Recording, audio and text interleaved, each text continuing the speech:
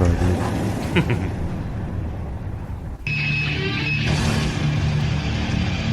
Ladies and gentlemen, we're here with two Smarks A Mark. Tonight we're going to be reviewing Fastlane, Raw, Smackdown, and we got questions and answers from the mailbag. Ladies and gentlemen, you are listening to Two Smarks A Mark. Brought to you by Bootios. And we got Pyro too. Pyro in the house. Pyro. Let me tell you something, brother. Bad guy, there's Pyro. Have Pyro cut a promo. You know, I'm not only the hottest thing on the open market right now. It started with Nitro, brother, at Bash at the Beach. We're good. What's up, dude? Hey, how's everything going, Mark? Ladies and gentlemen, I want to thank you guys for tuning in to Two Smarks A Mark here on the Pay-Per-View Wrestling Podcast. I'm with my glorious hosts, Adrian and Kaz. It's Kaz and Cray. Kaz and Cray? Is that how you guys want to do it? Be introduced? Yeah, or we've only been doing it for on the channel for 6 years. When I was born, my mom was like, "This baby, I'm gonna name him Kaz." Mm-hmm. And I was like, "Thank you, mother." And I gave her a thumbs up. Thanks, Mom. Thanks, Mom. Would you give your mother a 6-star birth? Did it happen at the Tokyo Dome? A 6-star birth. The first ever 6-star birth. She gave me a dragon suplex out of her veg. Dang. Oh, dude, come on. I met your Impressive. mom, dude. She's a nice person. Don't talk about her. Not on Women's Appreciation Day, at least. I know, It's exactly. Women's Appreciation Month. I'm glad you guys all have your fucking red. respect. All right, is it a day or is it a month? I'm glad you guys all have your think red it's a month. for Women's Appreciation Day. So what's Especially next you, month? Hold on. He's putting over his gimmick. So what's next Shut up. month? He's putting over his gimmick. I know, I'm trying to for the marks. Sorry. What's the gimmick, dude? I was just wearing red for, was it National Women's Day? Or whatever it's called? Some shit. It's Vagina Awareness Month. Oh, okay. Man, that's mad disrespectful. Hey, that disrespect is fucking, it's all, I do not Women's know why. Respect Month. I do not know why we had to deal with a shitty pay-per-view called Fastlane. Ugh. Oh, my God. Oh, you want to get right into it? Yeah, Just I think dive I into have the deep to. end with both legs pointing straight down. Or the shallow end, excuse me. Dive into the shallow end. Face first. Off the roof. For being the last pay-per-view before WrestleMania and to have it be so bland, Yes. The last stop on the road to WrestleMania. it's To call it it's vanilla. inexcusable, man. To call it vanilla would be a step up. The thing that really got to me is that the main event, which we'll get to later, but how about we go start it with the pre-show? Okay. What We had, happened on the pre-show? Because, we as fans love us a pre-show match. I didn't watch it. Sorry. Case in point. My point exactly. Right. How is it a pre-show when it's on the show? Because, I don't know. It's the... I don't know. It's Get your beer. They should just call it Get Your Beer Ready time. How long have they been doing pre-shows? Honestly.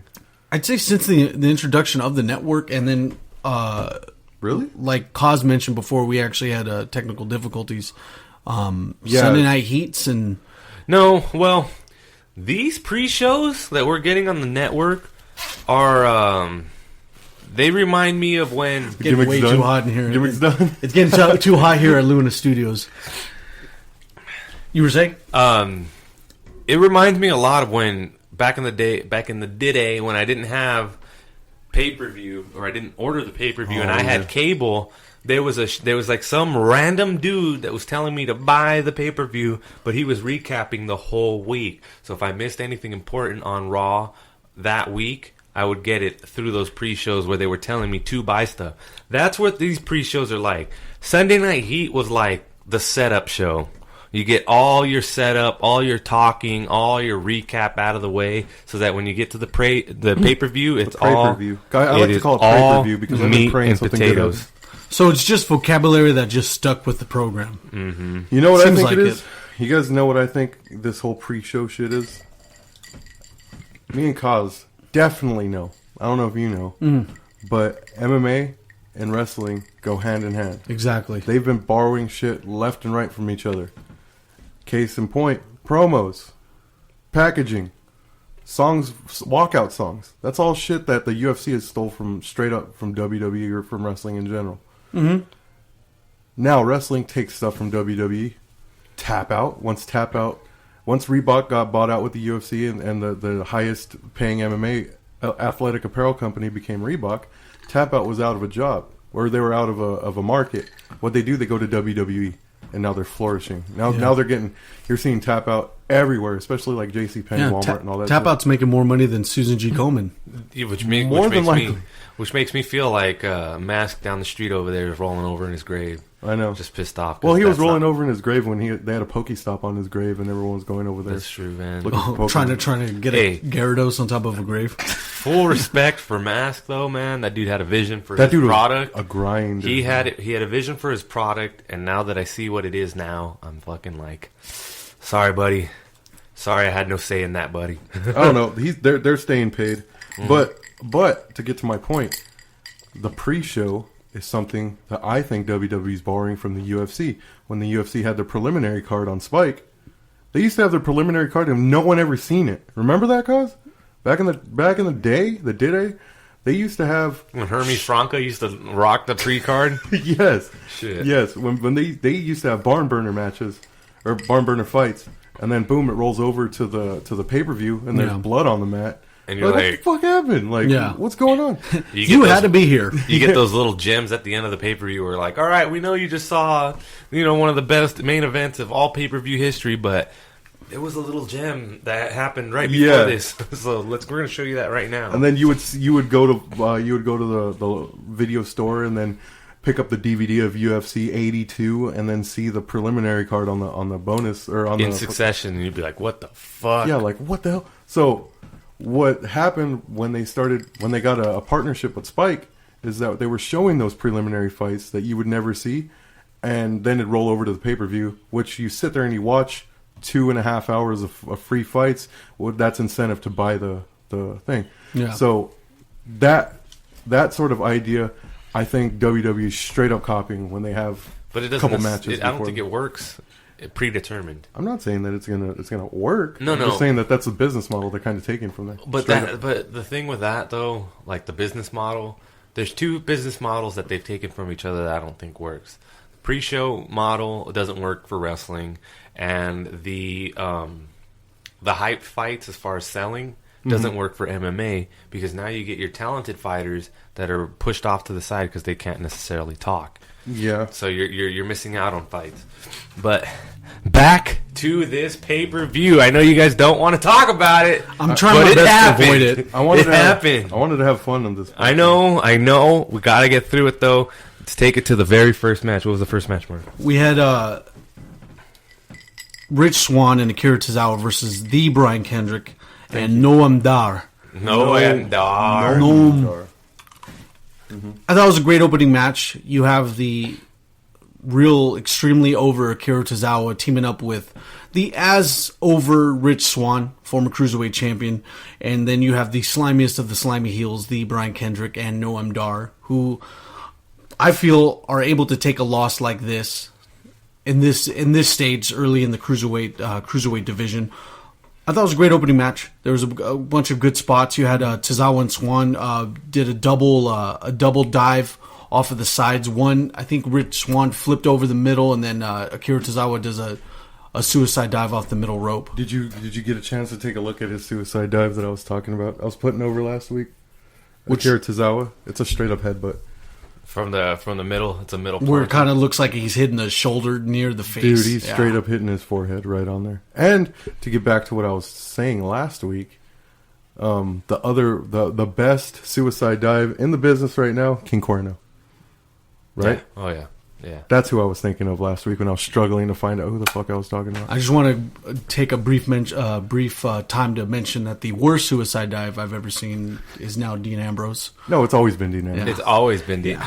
So I just wanted to point that out there. Catch me. I just don't like the label of the pre-show. I think it undermines the talent now, and with the ability of the pay-per-views being so cheap. Mm-hmm.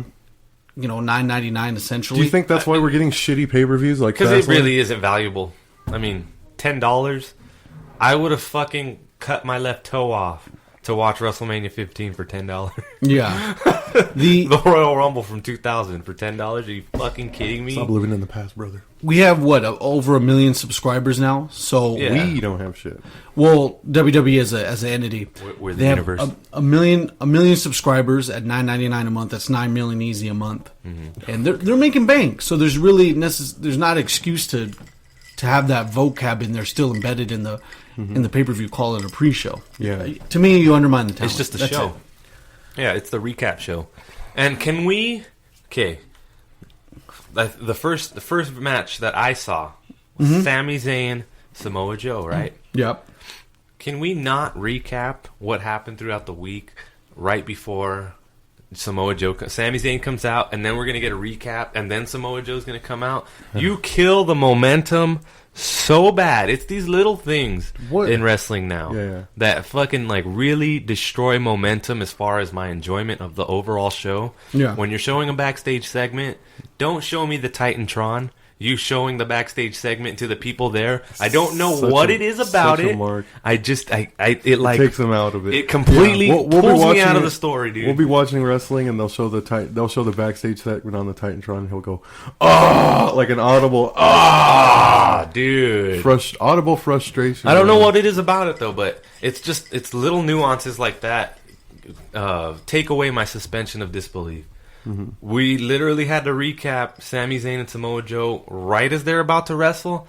I was just about there, man. All right. So now- you think the build-up package should be taken away entirely? It should be done before the show, like they used to, like, welcome to a fully loaded, and they would play like a fucking video package or something. And then introduce the And pay-per-view. then they would introduce the pay-per-view. First match tonight. We got Sami Zayn, Samoa Joe. Here they come. Boom, and it'd be a match. No. All right. No. You're all right. You keep up with it weekly, and that's the problem right there. There's been times where I've missed a good 2 weeks of wrestling, and then I watch the pay-per-view, and I've completely caught up with everything going on while they're spoon feeding. It's spoon feeding in the middle of the show. And dude, only because you keep up with it so much that it bothers you, but someone who hasn't kept up, or someone who's fucking doing something like cooking or barbecuing in the middle of it, they're able to catch up throughout everything. Now, with that being Brought said, up to speed.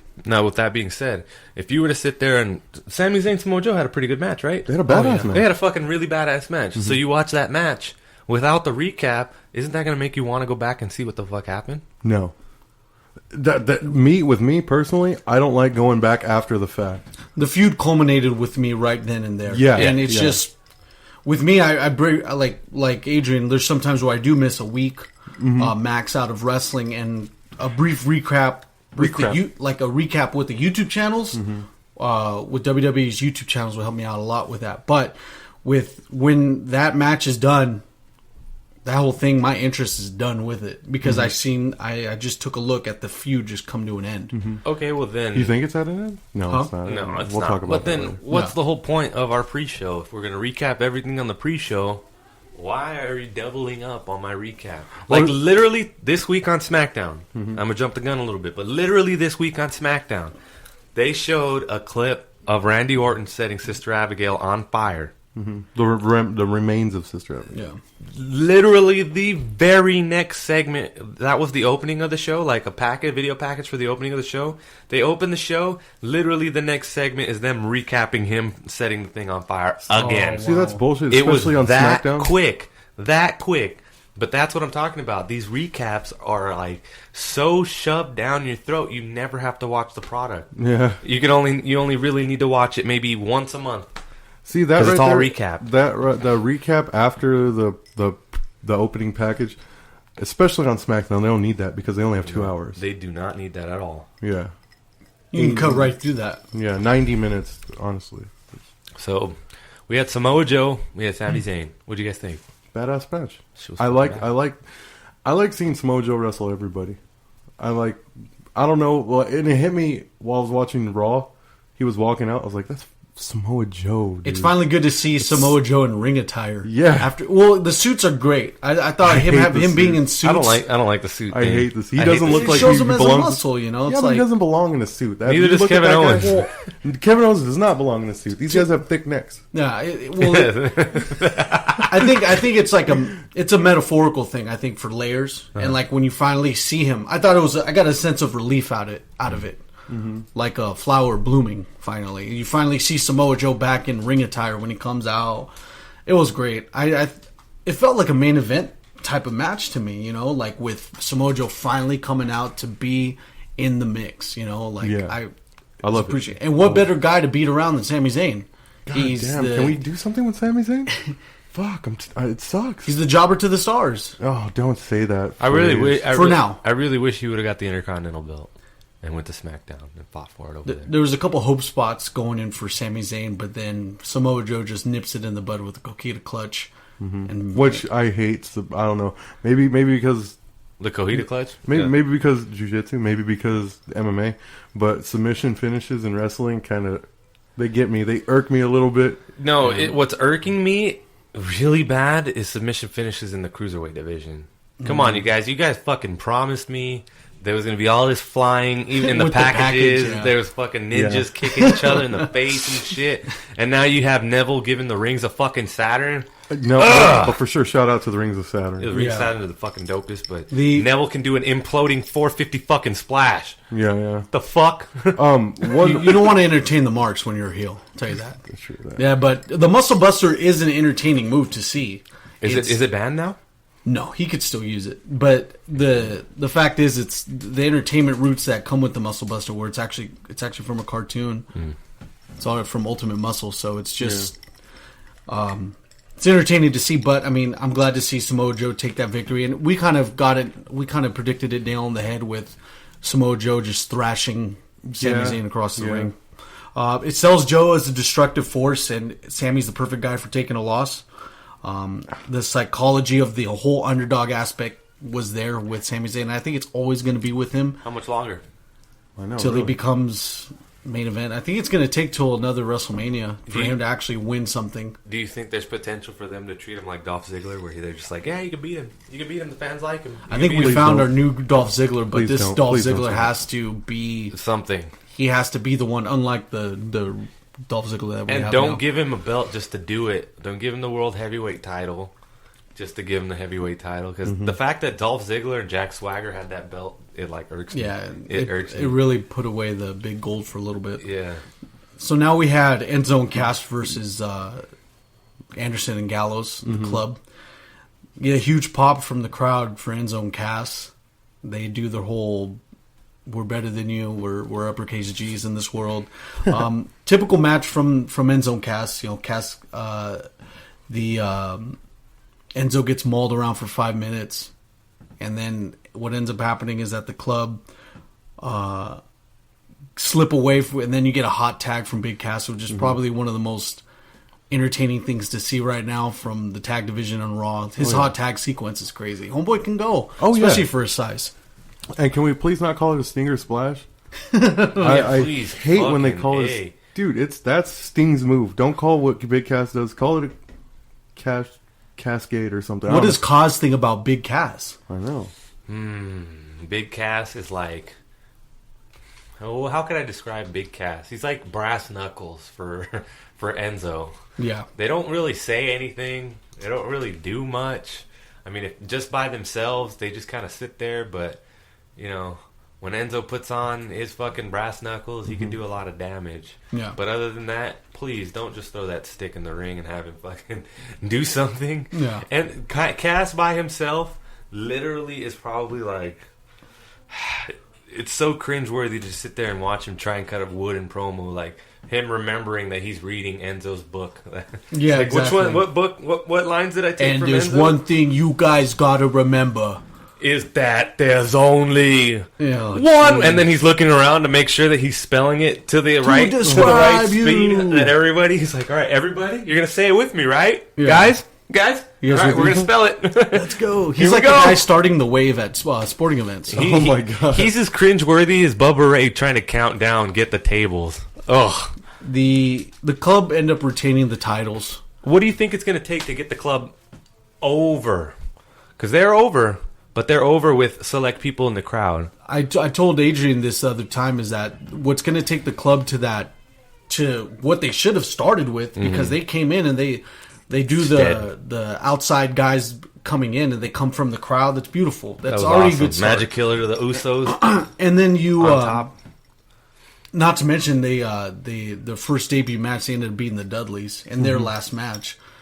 But what's going to take them to be over with the crowd now is when they team up with a faction, and that when the club joins, when everyone just comes together. The club has to be a dual branded faction. And you said that last time. Yeah, but I'm saying that's what needs to be done, because who do you put in the club then, as far as WWE roster, and not anybody that's Bullet Club?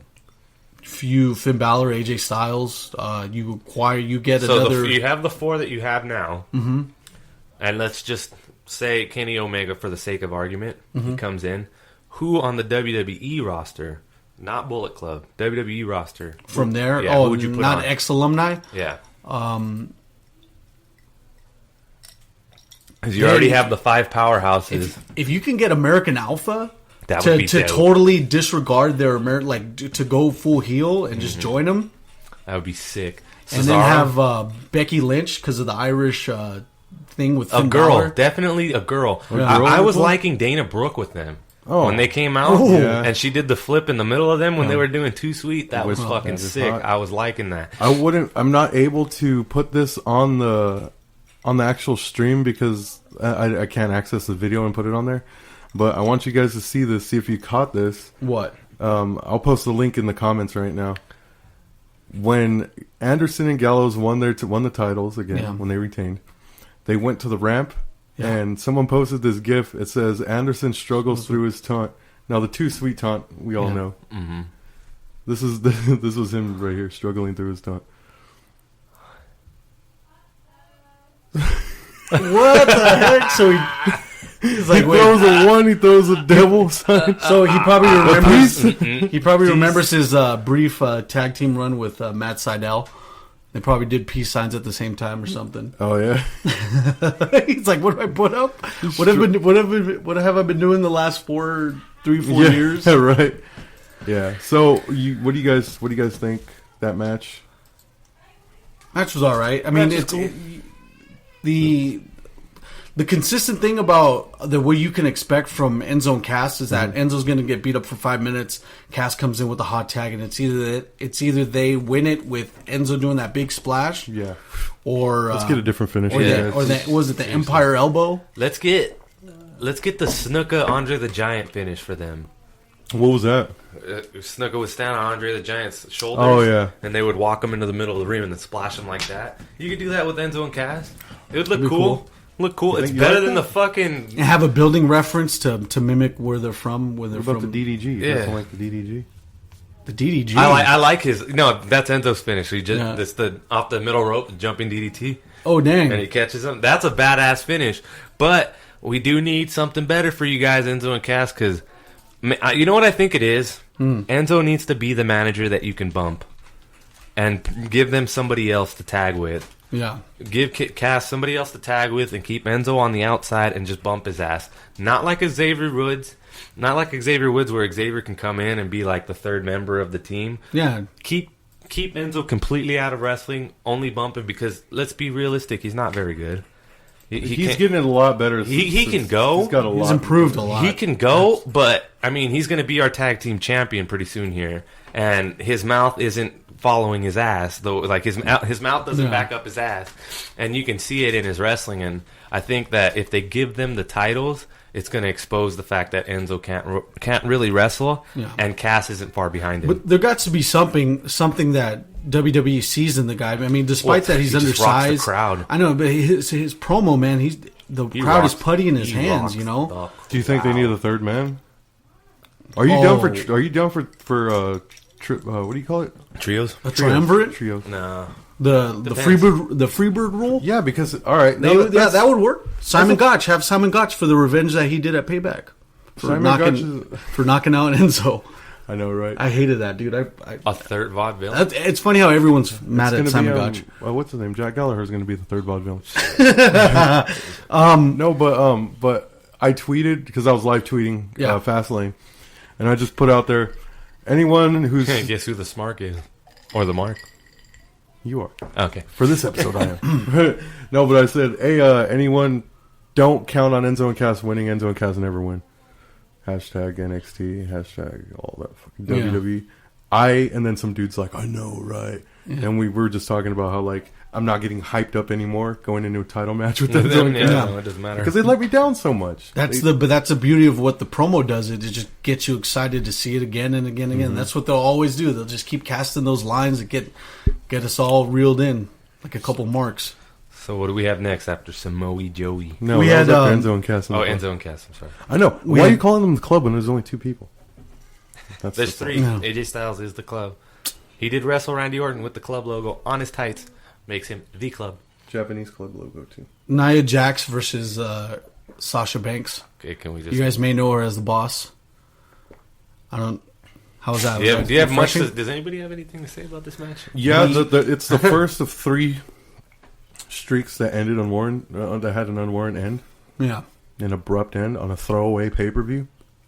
Nia Jax was the first streak.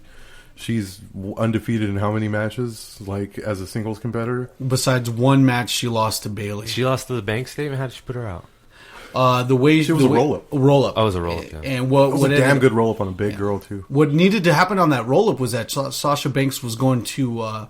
she was going to lean on the ropes for leverage. Mm-hmm. And I guess that was going to be like the Easter egg that she's going to turn heel at Mania when she wins the title. Or something. Because what's going to happen is that Sasha Banks is going to turn on Bayley, and then that's when they'll start their program. Mm-hmm. You could see it. It's obvious. But it was a one-sided match where you had Nia Jax squash her, literally beat the shit out of her for like I would say about a good 5 minutes, and then Sasha Banks had a couple hope spots where she actually one of the craziest spots that I seen was that she was able to get Nia Jax in a front guillotine where she just had her just like in a. It looked really good. It was a good guillotine, but then after. Then she was able to get her at a bank statement, but then she powered out. Mm-hmm. And then what was just crazy enough to see in itself is that Nia Jax was getting rolled up by Sasha Banks for the win. So Sasha Banks ended up beating Nia Jax in the middle of the side of the ring. But anyway, it was just crazy to see. I was like, wait, you're going to ruin her run. So whatever she does at Mania, whether it be like this women's gauntlet match, battle royal, I don't know, or whatever they're going to do with her at that point. Now that's squandered. I mean, she's just coming off of a loss, and it's a clean loss now because that roll up wasn't done with bad intentions as it was supposed to. I think. How do you know it's supposed to? Word on the street. I observe wrestling. Oh, you observe wrestling in a newsletter? I believe Nia Jax is the kind of heel that hurts by a loss. She gets hurt and damaged really bad every time she loses. Because her believability is like hairline at best. You can kind of believe it, but then again, when she stares at the camera and smiles, you kind of just get thrown right the fuck out. And you're like, who's telling her to do this shit? Because you can tell that somebody's telling her to do this, and it's not natural. You're trying to get the crowd lost in her eyes. She has a nice pair of. She has beautiful. Not telling her? She has beautiful. Her to not do Chris, it's more of, hey, Nia. That thing with your eyes, you didn't do it last time. I need you to go back out there and do it again. Hurry up. That thing with your eyes. Hurry up. Hurry up. And that's like embedded in her head. So now, anytime she does anything, it's like, oh, they were whipping me that one time to do that thing. Like, anytime she gets a slam, she'll slam somebody, go for a cover, she'll automatically roll to hard camera. But you'll see it like... She makes it a point to roll over to hard camera and stare right in it. Camera. And it's like...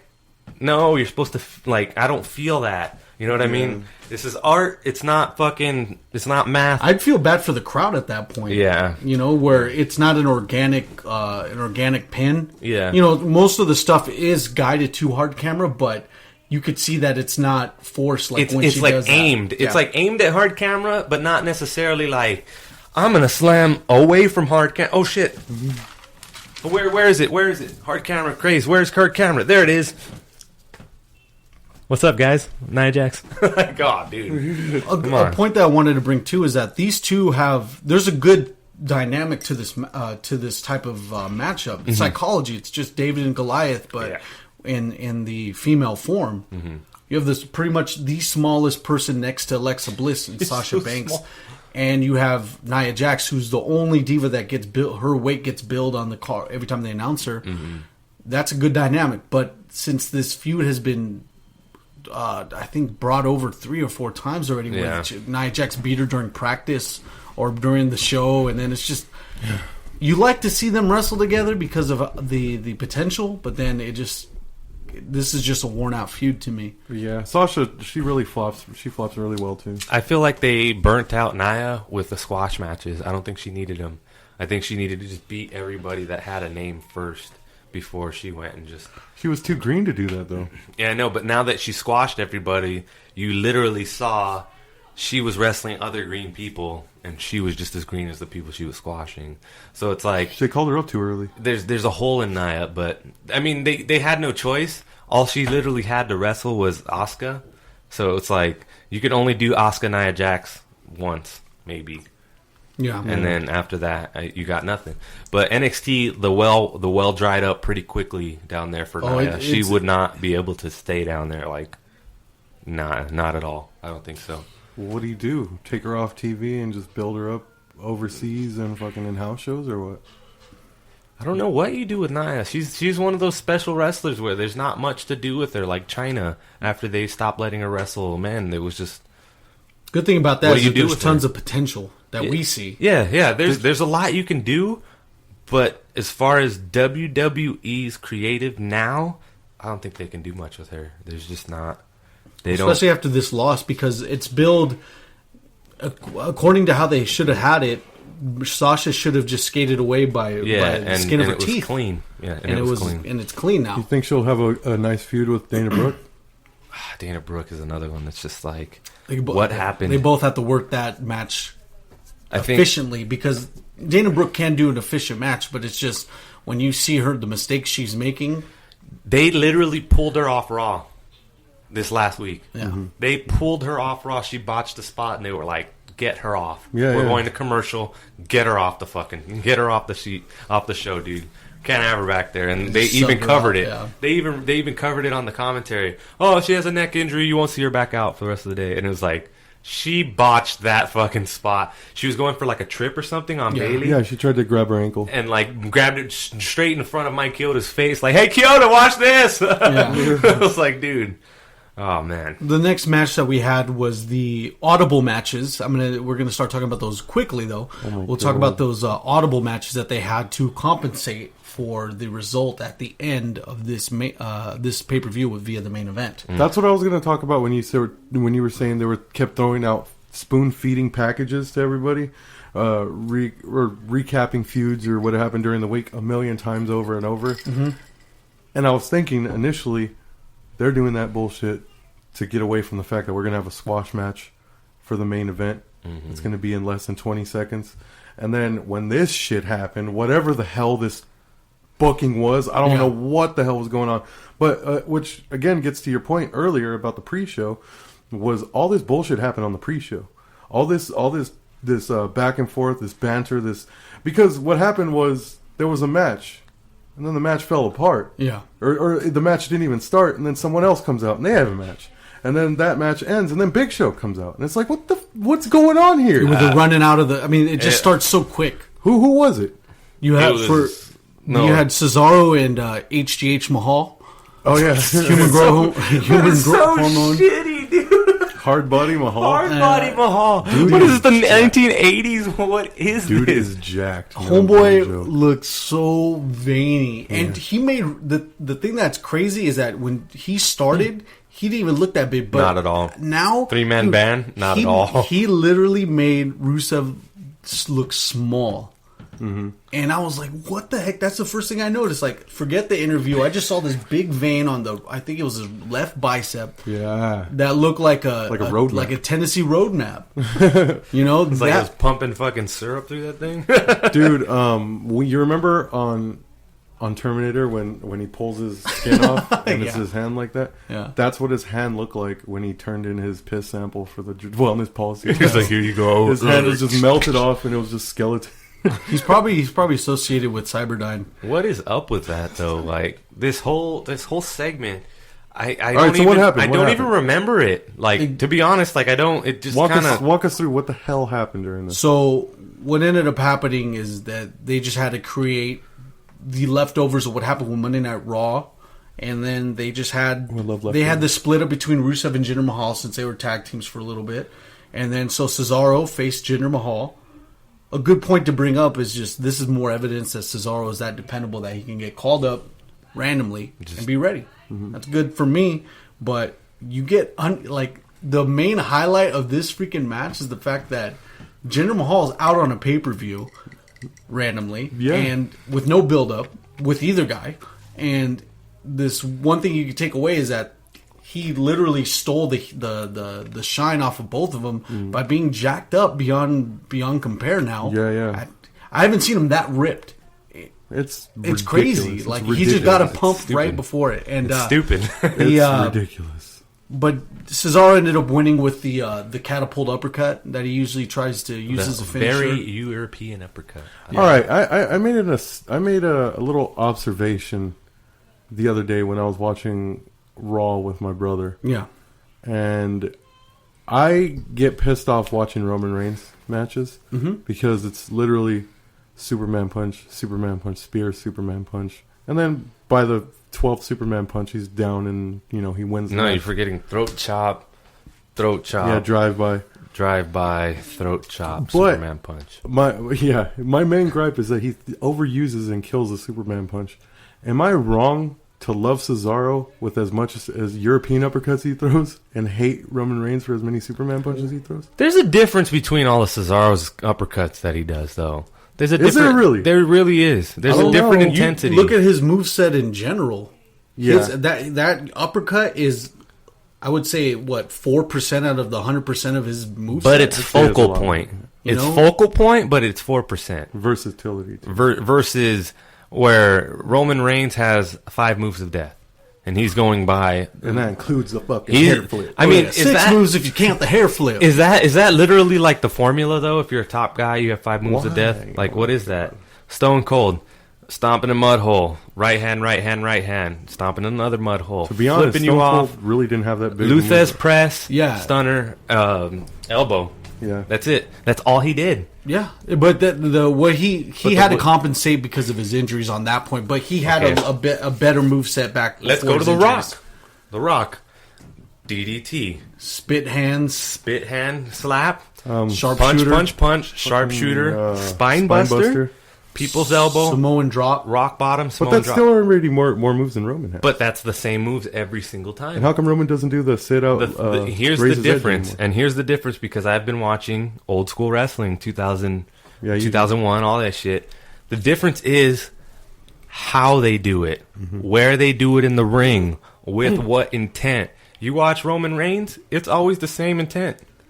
He always has that same kind of, this is a job, here's your throat chop, here's your oorah. Set you up in the corner.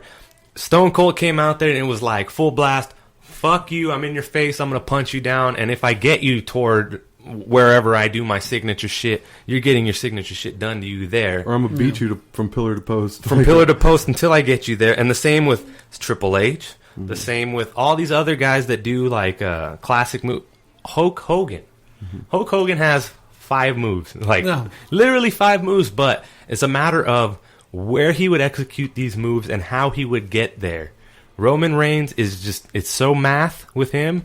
1 + 1 = 2. But with all these other people, they're like painting pictures and shit. Yeah, they had the same moves, but it was all about how they got to those moves. When they played those moves. Cena has that same thing where you can kind of see, like, he knows where to put the moves, but they are the same moves no matter what. He only brings out 1 or 2 different moves on high-tier pay-per-views. So, like, say if there's a situation where he's going to do the tackle, fucking backdrop, 5-knuckle shuffle, he'll always find a unique way to get there. He'll get there, And it'll be the same, but it's always a different way that he gets there. Mm-hmm. Roman Reigns, it's always the same. It Yeah. pisses me off. Always the same. And for Roman Reigns to be that big of a dude and not do anything, really? The 7th move, if you count cocking his hand. Oh, yeah, of course. So, what kind of moves do you think Roman Reigns needs The Dominator. to like beef it up? I'm thinking like power bombs or fucking choke slams, What about side the Dominator? slams, Dominator, gorilla press. Why isn't Roman Reigns gorilla pressing people? I have no idea. Why isn't 'Cause he's anybody able to doing do that? it. Why isn't That's it- for sure? Why isn't anybody doing that? Someone did. What's his name? Your boy Apollo Crews. Apollo Crews gorilla press is the gorilla Okay. press moonsault. Apollo Crews, Braun Strowman. Why isn't Braun Strowman fucking chucking people? Because you have to get FAA clearance for that. Yeah, Braun Strowman's shit. freaking Mile huge. High Club and That's shit. funny. The Yeah, so what happened in that bullshit? the next thing we had was Rusev versus the Big Show, and I don't know why Rusev's getting this kind of treatment because Handsome Rusev. handsome Rusev. That fucking dude, I saw the haircut and I was like, what happened to my Bulgarian brute, Right. What man? happened to my Russian, Bulgarian? He didn't have that same intensity. Did you feel that? It does do a big difference when It you does, see him, yeah. like because like I said, it takes away from the match when you notice things happening differently to your wrestlers. But I love seeing these two guys wrestle. Seeing Yeah. the Big Show come out is entertaining. Rusev is one of the most underutilized heels doing the best kind of work. What I think the most hilarious part of that match was when Rusev kicks Big Show 3 times, gives him 3 Machka kicks. Big Show kicks out, and then this guy looks at not near the camera, but in the area of the camera. He's like, 3! I gave him 3 Machka kicks! Obvious, huh? And I'm like, dude, this guy is hilarious. awesome, dude. I literally busted Rusev's up. dope. Rusev's dope. And he ends up losing to the Big Show. Big Show had to get a win at this point. I don't know why we're even trying to analyze this, but in order for him to either accept the loss to Shaq at WrestleMania or What whoever's is gonna this? face. Okay, so where is the build? Was this literally something that was said at an award show or the ESPYs? Where was this made? Because it's been talked about literally for the past since last WrestleMania. Big Show and Shaq were going to wrestle at this WrestleMania. hasn't even been talked but there's no recently, is it? talk about it. Just what Big they Show left on the, tweets. it's what they left on the table at WrestleMania. Yeah, and like I don't understand. Please don't book that match at WrestleMania. They're booking it. It's booked. It's been booked. That was the first match they booked for this WrestleMania craze, and you have to accept it. Slow burn, baby. That slow burn. I don't understand what the build is, and is it me or is the older the Big Show gets, the more his legs like point inward towards his dick, and but they still like stick together, but like his legs like point like say this is his ass right here, my 2 fingernails, right, and like his legs like go inward like they're making an X, like he's just like walking around on 2 sticks, dude. Like how is he still moving around? Gravity, How is he still moving around? I feel bad for his knees, man. Shit. And one more thing: is it me, or is the better this guy looks, the worse he looks? Like, Did you see the match with him and Braun Strowman? yeah, it was a good match. It was a great match. Yeah. Big Show should be wrestling huge dudes. Yeah. Like Big Cass. Yeah. Like Kane, I guess. I don't know. They should be milking him for all he's worth and just jobbing to these huge dudes. Having barn burner fights with these dudes, Go all out. don't put him in there with Brock Lesnar and have him destroy him with a chair. You don't do that to Big Show. God. You don't hurt the Big Show's character like that. What was that, Royal Rumble 2014? I think so. I don't know. 2013? Oh, what, the Extreme Rules match? That was Big fucking Show, brutal, Big dude. Show and Brock Lesnar had? We broke the chair on him, Yeah. snapped it in half. Austin asked Big Show about it, and he's just like, something we had to do. I know. He's just there. Like, what? Like, what do you mean? This is no day in the office. No, absolutely not. You fucking broke a chair on me, dude. So all this shit that happened was way more time than it needed to go on for. I didn't even need to go on. last minute audibles. I didn't man. know what the fuck was going on, to be honest. Last minute audibles. You rent an arena for a certain amount of time. You want to make sure you get a maximum amount of time, and that was it. I think you just had to fill the card for the time allotted because they knew that the main event wasn't going to be a 5-minute match, so they had to occupy that time. So we paid for it. So What's next? the next match we had was Neville and Gentleman Jack Gallagher. Badass match. A damn good match. Awesome match. You finally have Jack Gallagher actually take a high flying move, finally doing it after months and months of building that in the cruiserweight division. Do it. In the cruiserweight division, he's never going to do high flying moves. Yeah, damn. It's a great. It's a nice great Phoenix setup, splash man. from the second rope. Where was that on Raw? Oh, No, That was on this. Yeah. The one move that I wanted to give Neville props for is this slingshot German suplex that he did to Jack Gallagher that was out of this world. He just dropped him shot right him on over it. there, Yeah. put him back, and just flung him over. That was awesome. And Jack Gallagher has a nice sell. yeah, The way he was sitting there defeated. I was concerned. I love the way because if your move's gonna be a headbutt, it's gotta rattle your brain too. So I love when he hits him with it and he's just like on shaky legs. So he does that suplex, and then Neville does this the second rope Phoenix splash. Awesome. Crazy stuff. It's great to see the Red Arrow finally as the finish, because Back. you had Neville winning with the Red Arrow. You don't want to please the fans as the slimy heel. It's always been using the submission move. This is finally a time where he's actually able to do something cool on a pay-per-view. So finish it with the Red Arrow. Gentleman Jack Gallagher has time for another day. Everyone loves the guy. I think he's entertaining as all hell. And having added to the fact that Neville is having the time of his life in the cruiserweight division. Awesome. I want to see Kalisto in there too. Who else would you rather have? Enzo. No. I Enzo into the I want cruiserweight to see division. Enzo in there. He'll get Kalisto. wrestled like crazy, but he'll still be able to do some shit. Dude, if you put Enzo in the cruiserweight division and he gets wrestled like crazy, he's gonna learn how to wrestle. He's gonna have to. But there's, Who else? Who else would AJ Styles? AJ Styles. No, that's too below his. He's Below his pay grade. heavyweight. I want to see him. Caliber. I want to see him wrestle those guys though, because they can fucking go. Darren Young. You're Darren not Young. doing anything with these guys. What's happening with Darren Young? He's injured. He's injured? Yeah. Oh shit! Elbow What happened? injury. He injured his elbow. I'd say I think it was he on the SmackDown brand? No, Yeah, he he was was on Raw. Oh, he's on Raw. He injured don't his even elbow. know. So the next match after Neville. Well, Awesome first of match. all, wait. Awesome match. Jack Gallagher sitting defeated at the end of the ring, at the end of the match, put Jack Gallagher over for me. Oh yeah, He was. He wasn't over with He you? looked.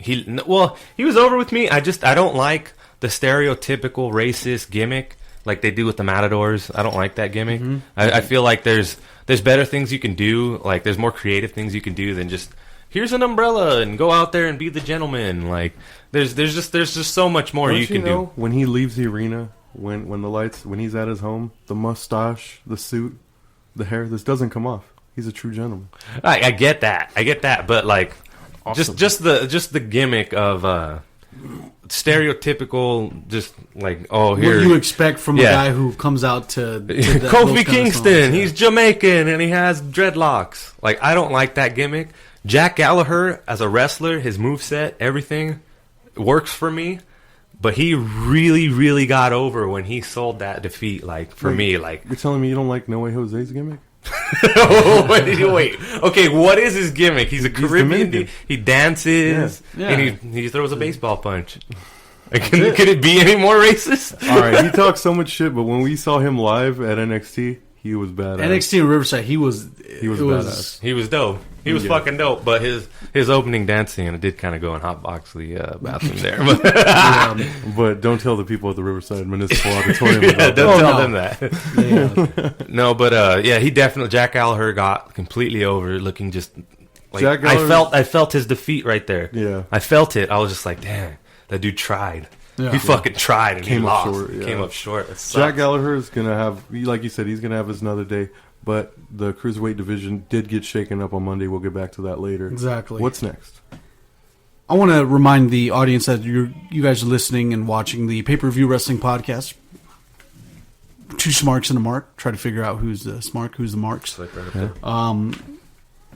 We're going to get back with Charlotte versus Bayley.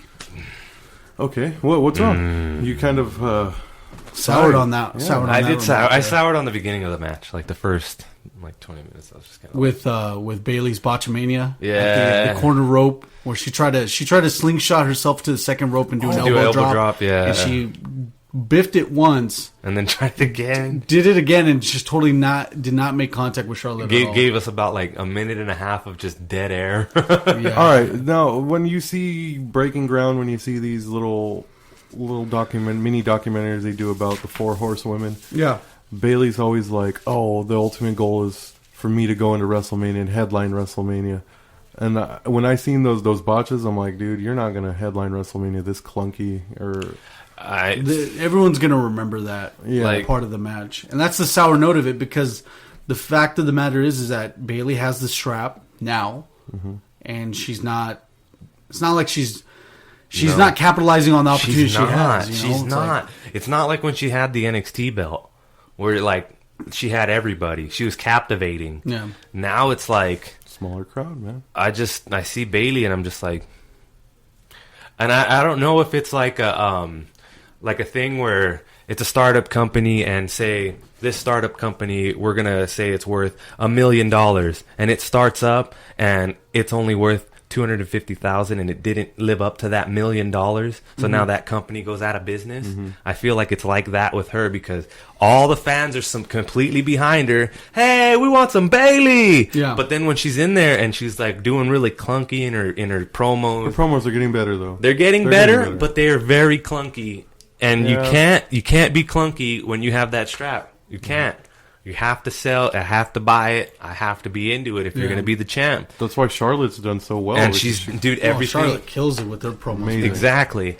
So, like, with Bayley, I'm just like, you're going to shit the bed. They've invested too much. Like, we all did. We all invested $1 million in you, and now you're only worth $100,000.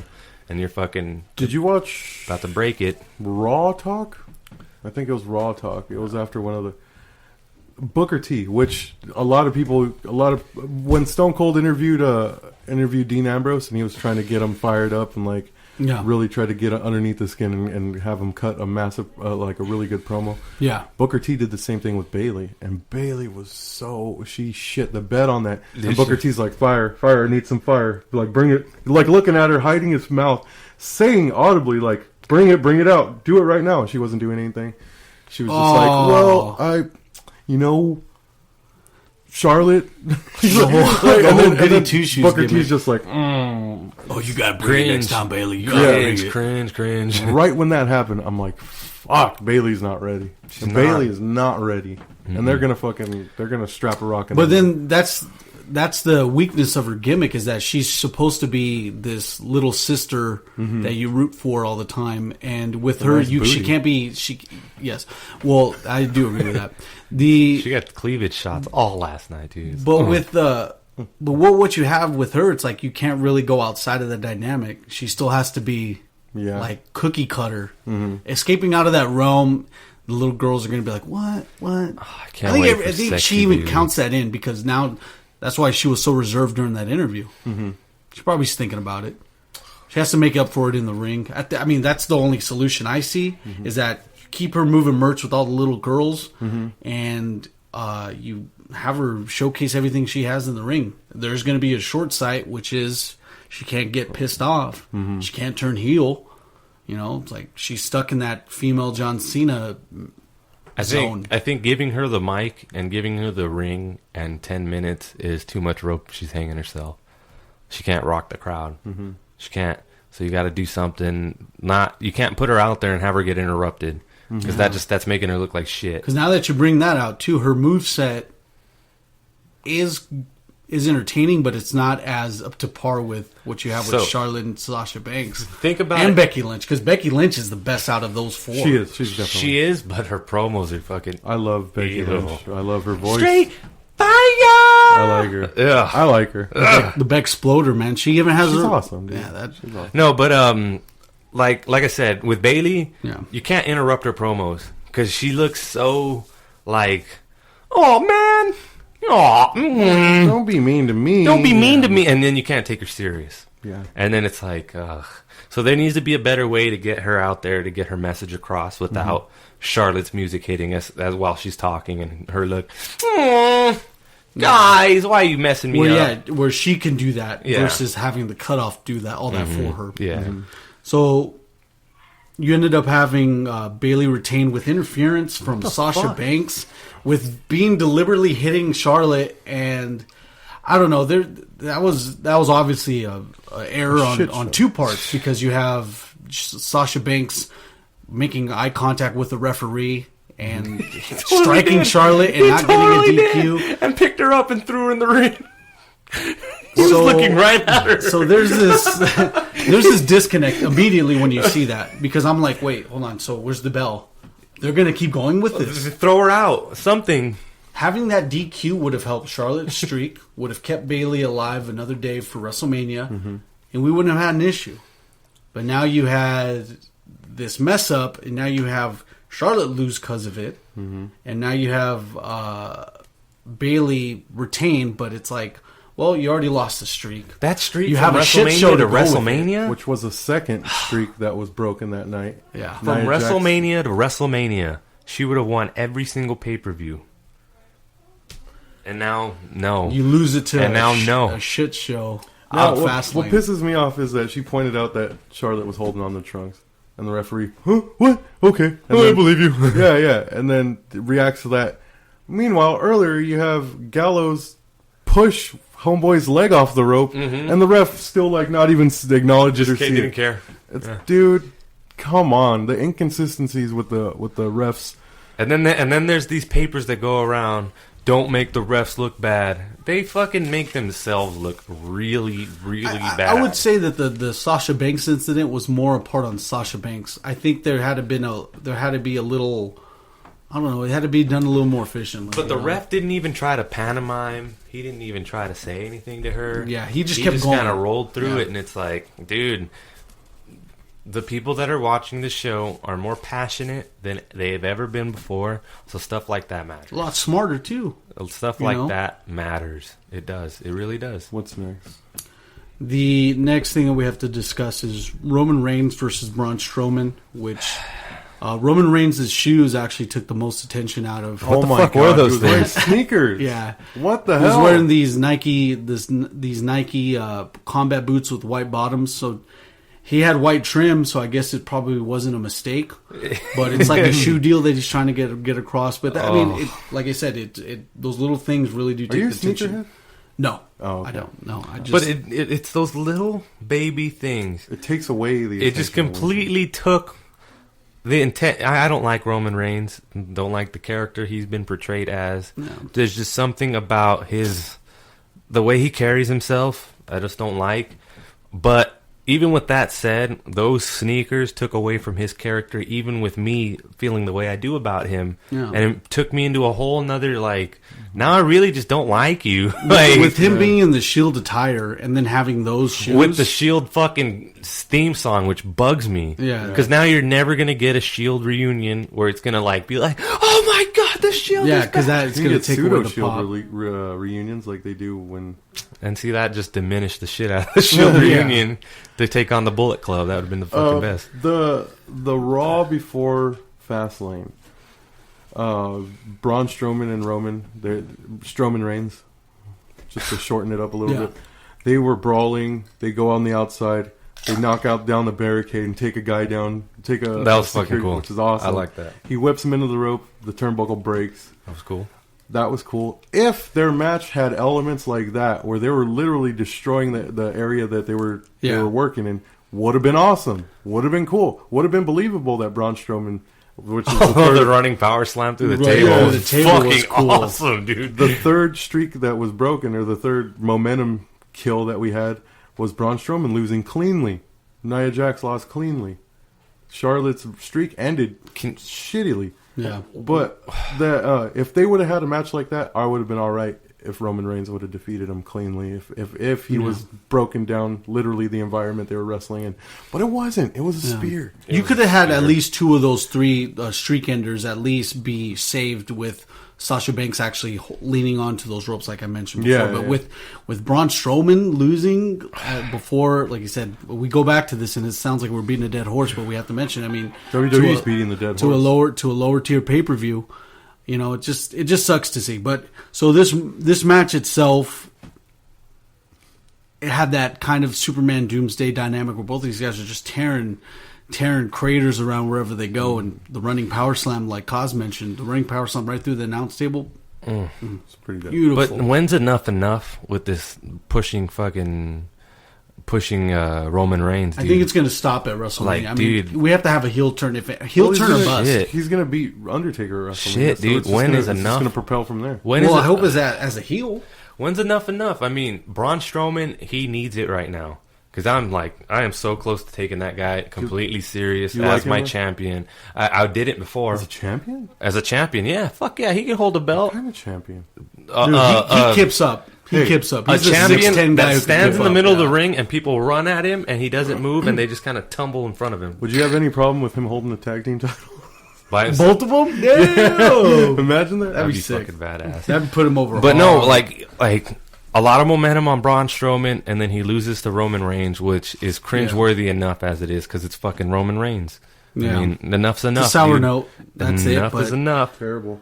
Roman Reigns ended up winning Cleanly. cleanly to Braun Strowman.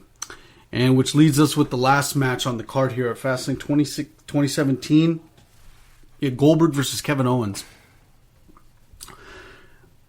Adrian and I mentioned earlier on the predictions podcast here on us when we did a Smarks A Mark, is that, and like a lot of other people were predicting, is that if you have Goldberg beat Kevin Owens, you have to have him lose in significantly less time than he did with Brock Lesnar. Yes. There has to be a victory quicker than that because, in the eyes of kayfabe, in the eyes of how they book everything, Kevin Owens isn't in the same light as Brock Lesnar. So you had the beginning of the match start in good Kevin Owens fashion. I love this slimy heel where you think that Kevin Owens backs out before the bell even goes off, I like that. and he does it a couple more times, and I enjoy that because it builds the fact that he's a slimy heel, but add the fact that you could see a little intimidation into Goldberg. It kind of puts Goldberg over a little bit because you're like, well, he doesn't want to fuck with Goldberg yet. Mm-hmm. The last time he comes back in, he slaps himself in the face a couple times, and he's like, you know what, let's just do it. Ready to go, let's go. And then the bell rings, Chris Jericho's music hits, and then Kevin Owens gets distracted. Yeah, of course. And I knew that it was going to go south right away once he focused all of his attention. But to be honest, you guys, do you remember when I called this? Yeah. I called this. I said this was going to happen. So Chris Jericho comes out, interrupts everything. Yeah. And then of course he gets speared. He gets jackhammered. Yeah. Well, pretty damn gnarly jackhammer. I'm not going to lie. Yeah. Kevin Owens ate that shit bad. It was a real short jackhammer too. Couldn't really get him all the way up. 26 seconds? 20, yeah, Something like that. Who But gives a shit? the main point is that it's a small amount of time. You could have had this match end in a DQ. Mm-hmm. Brock Lesnar interrupts. They do their thing at Mania. Keeps the title on Kevin Owens. Then it's title for title with Jericho and Kevin Owens at Mania. Bring reminiscence of Warrior Hogan, WrestleMania 6. Title for title is pretty big deal. Mm-hmm. I mean, that's what got Seth Rollins super over at SummerSlam. When That him was holding awesome. two titles like And that. defending them both. Oh my gosh, Those beautiful. Night of Champions, right? Yeah, and it was a U.S. title too. Yeah, it was a U.S. title and the World Heavyweight title at the time. I have no problem with that. He's the man. The thing that happened is that Goldberg, a guy who has less than, let me see, you add the minute, 18 seconds, less than 2 minutes worth of actual bouts, no bumps, beats He took the a Universal couple licks champ. in the Rumble. Took a couple licks in the Rumble. Nothing Maybe significant.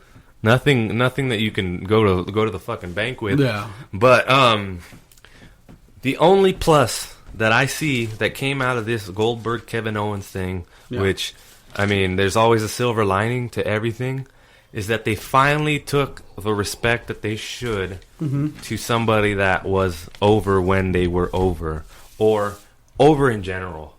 Sting came back, they disrespected him. Yeah. Dudley's came back, they disrespected them. Goldberg comes back and they put him over. Granted, it's the wrong guy and everybody knows it. Yeah. Everybody knows it. But at least they respected his gimmick and gave him squash matches, gave him what he is. You know what I mean? You don't bring back Hogan and beat him. Yeah. You don't. You have a match with Hogan, even if the fucking guy doesn't want to work with you. You have a match with Hogan, even if you're going over, you're taking a leg drop. That's just how it has to happen. Yep. It's fucking Hogan. You're gonna get more fame if he beats your ass than you are if you just squash him. Yeah. So that's the one thing I took out of this. Goldberg's back. He got the title. Cool. I get it. Nobody really liked Goldberg. They were just kind of... I fucking hated Goldberg. The way I see Goldberg is all the smarks that were around that time hated him, but all the sheeple loved him. And now all the smarks love him, but the sheeple are just like, who the hell is this guy? I saw a meme online, and it was Goldberg's son, and it's like, it was Goldberg's son. It's like, Dad, I know you wanted to see me wrestle, but when are you gonna do it? Yeah, he's only wrestled for like 2 minutes. But the respect for the legend.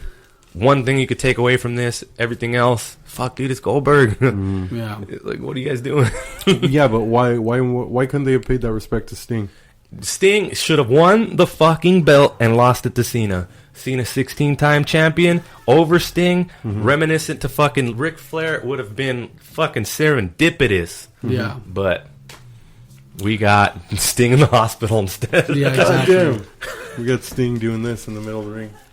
Yeah, that was the Night of Champions match he had with Seth Rollins. I was like, what? He's actually fucked up. Dudley Boyz. He's actually fucking hurt. Dudley Boyz. This guy's still hurt over the Dudley Boyz last run. Butt hurt. Because Dudley Boyz are top of the tippy top of all tag teams. They're the best tag team. Ever. Like, ever. And then they just come and they get squashed like that. It hurts. It fucking hurts. They probably had a sign on. It's like, look, if you're either coming back, you can come back, but this is what we're gonna have to have. And then they were just like, okay, how much you paying us? I guess, yeah. That was it. That sucks. But the overall, man, dude, Fastlane had a lot of mistakes. It was a shitty Raw. And it was a shitty Raw. Like a glorified Raw, a.k.a. Fastlane 2017. A shitty Raw with the NXT TakeOver main event to open it up with Sami Zayn and Samoa Joe. What do you guys say we tackle Raw? All right, so exactly how I predicted, Chris Jericho interferes with the match and Kevin Owens loses his belt. And to the T of what I thought would happen, Kevin Owens comes out, or Chris Jericho comes out, and then Kevin Owens comes out, and they immediately go into making a match at WrestleMania for the U.S. title. Yeah, which is what I think is going to happen. Blatantly fucking obvious, like beating a dead at that horse. Point, yes. So I'm stoked for that match. I hate the fact that Chris Jericho broke up. It was heartbreaking. That was one of the best relationships on TV. I loved it. Yeah. I didn't think it needed a break. It goes up there with Macho Miss Elizabeth. Yeah, exactly. The Mega Powers. And then during that segment where Chris Jericho was like, "Oh, on this Monday Night Raw, it's like you ruined the Festival of Friendship," and then so they get to scuffles, and then Joe and Sami Zayn interrupt. Yeah. So then they end up facing each other, and then. Oh, no, it was actually Sami Zayn and Kevin Owens ended up facing each other in a separate match. And then you had Chris Jericho and Samoa Joe face each other. And good stuff. I want to talk about that match real quick. It was the main event of Raw. Yeah. Pretty much. There was a segment afterward, but it was the main event. With that match ending how it did, it's crazy how you booked Joe to not give a fuck. And I thought that was cool because it preserves the title for Jericho. It ended with the coquina clutch on the outside, and he rolled into the ring and he got a count out win. That was so cool, man. That's cool. I'm down for that. I don't like submission finishes so much, but that was cool that he submitted him outside and got the count out. All in all, stiff match. Yeah, stiff match. But Jericho can still go, dude. Jericho is the man. He can still fucking go, legit, dude. The greatest of all time. He's like one of the greatest. Every single title in WWF history, barring the light heavyweight title, he's won. Or the European title. Or he's won that. He needs the cruiserweight title. No, the European title. He has that. No, the United Kingdom title. Oh well, yeah, the recent titles. Recent titles. Yeah. Remember the fantasy booking that we had. You make him pretend he's. But seriously, though, like Australian. I don't think there's anybody that close that has won that many and every single one, because he literally hardcore European Intercontinental Tag Team, WWF Undisputed, Big Gold, Big Gold, fucking almost every set of tag team belts he's held. Not to mention his All of them. accolades in previous organizations. Not to mention co-Universal champion. Yeah, which if I you're- count that. I count that. Him and He won. He helped win them every single time. Hey. You also had the championship match with Rich Swann and Adrian Neville, which is a great cruiserweight match. And then you had the post-match interview with Austin Aries. Wait. Before we get to that, Austin Aries introduced the world to his package. Oh yeah, multiple times over. That was so At Fastlane too, he did that. And I That was like, so fucking funny. Michael Cole's face was like cherry red, and he was like trying not to laugh. And I was just like, "Oh man, I love that though. This guy introduced the world to his package." I love the gimmick that he has too, because it's like the banana in his pocket. Yeah. He's been having that for a long time. Oh, yeah, you were telling me about alludes that. to the package. Dude, Good stuff. was So what awesome. happened? What happened after the match? Because Rich Swann comes up short against Adrian Neville. Yeah. He retains the title. Pretty crazy match, dude. When he threw him into the side of the ring, he hit head on. And I guess they botched that, and then Rich wanted to do it again, or I don't know how it went, but literal headbutt to LEDs. Yeah. That's all it was. It's like That was ridiculous. it That was cool. felt uncomfortable. Then So post post-match. match, Austin Aries interviews Adrian Neville. Austin Aries asks him a few questions, keeps the journalism gimmick going, with Adrian Neville just going at his grill. And it starts slowly, Spit in his face. and Austin Aries then asks, "Is like, well, do you think there's anyone in the division that could touch you?" And then little bit while he's saying Neville's giving his response, King Neville is giving his response. Then you all hear is Austin Aries, and it's crazy enough that people. It's so loud. There was Austin Aries' chance before the match. During the match. Were they doctoring it in? Because it seemed like it was loud, and then it got fucking loud. Yeah, that to me, for him, it brings to the point where it's like I'm surprised that people know of him. Yeah. But I guess the little, NXTers implants of the package, and Well, he's Who knows, been TNA for a while. No, but what I meant though, like, wrestling conspiracy theory over here. thinks it's piped in. Thinks No. They isolate and then put it over everything. You want to know why it's not wrestling theory? Because the elites. everybody's fucking the audio for the licensed music, theme music, like say Undertaker coming out to Papa Roach or whatever the fuck he came out with, or the oddities coming out to ICP, which now on the WWE network is a different song. They don't come out to or Raw. X Factor coming out to Uncle Cracker, which it's a different song now, but you can't tell. You can hear the crowd, you can hear the commentators, you can hear the ring shit. You can't hear the theme music. They do All that. I'm saying is that when they were chanting Austin Aries, somebody was in the booth was like, "Fuck, they're chanting her. Turn on the fucking hurry up, turn them up real quick, Amp 'em up. amp them up the real quick," because receivers. it went from like Austin Aries to Austin Aries, like loud. I was like, because I had it loud on my TV, Yeah. and it was like a visual. Rupturing your Yeah, it was soundbar. like a visual difference, and I'm talking about sound here, man. You like see the Yeah, TV visual. shaking and shit. You can visually see those chants. Yeah. So it gets louder, and then Adrian was like, "You don't really think that you could be out here with me." And then he's spitting in his eyes. It's like Austin's like, it's like he gets spit like in the same spot. He's all like, he's trying to sell it to hard camera, and then That's funny. Austin takes off his glasses and he's like, okay, because probably he's getting spit in his glasses. Puts his glasses up. He's like, all right, as a journalist, I'm trying to keep professional. I just have one more question for you. It's like, well, actually, it's more like a statement. Puts the mic right in his eye, alluding to the old thumb in the eye, and then starts stripping down, and then gives him the discus clothesline with the elbow. The roaring elbow. And Fucking bad, dude. And he hit it and the so crowd goes clean. nuts. It was fast and clean, and So just you can expect WrestleMania to be Sugar Adrian King Neville versus A double Austin Aries. A double crooked letter. Yeah. Dude, how awesome is that he jumps up from NXT to fucking WrestleMania?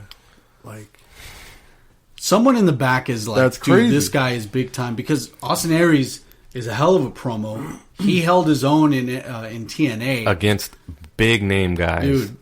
But it's like someone saw that and realized like we have a guy who can be good for the next 3 or 4 years. Who knows, maybe more. But the fact of the matter is that it's exciting.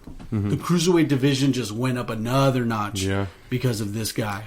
I need high flyers. And it's funny too. Is like when it's all said and done. Well, we have the scouting report for him being on commentary. It's funny. One of the best heel commentators I've heard in a long time. He drowns talent when they get on the mic on the when T.J. Perkins got on the commentary mic, he drowned next to Austin Aries. He was running circles. Him and Corey Graves have a good back and forth where I love that. On the same page, but not when it comes to talking about other talent.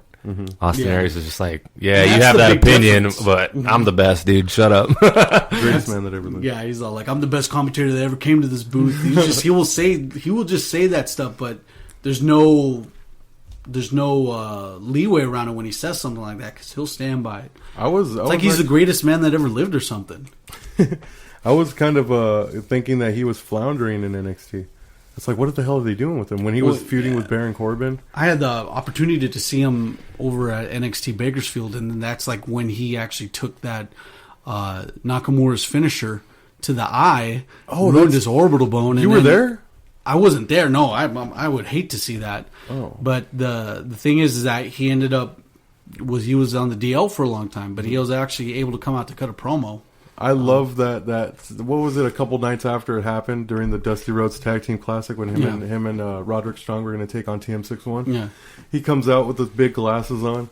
And he's like, my face. And he like took his glasses off and his eye was swollen. I was like, oh, good wrestling, man. Just putting over the injury. Oh, yeah. I love that. But nonetheless, I want the Cruiserweight division gets elevated by him. For sure. And so the next segment that we had, too, on this Raw is Goldberg and the Lesnar confrontation. Paul Heyman. We watched it earlier, how Goldberg could not drop the belt while he was getting F5. Just like clinched on it, like, this is my life. You gotta preserve that title, brother.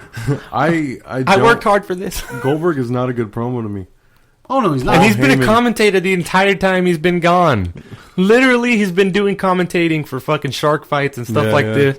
All this MMA. Shark fights? For all this MMA, and MMA. he is not any better on the mic. I don't understand. He was on Glory. He did a couple kickboxing promotions and stuff, but he's like a legit commentator where he was like play-by-play. That's how good he was. And now I see him on this fucking mic, and they chant CM Punk. I don't know. They chant CM Punk at him, and he's like, What should he have done? Who's that?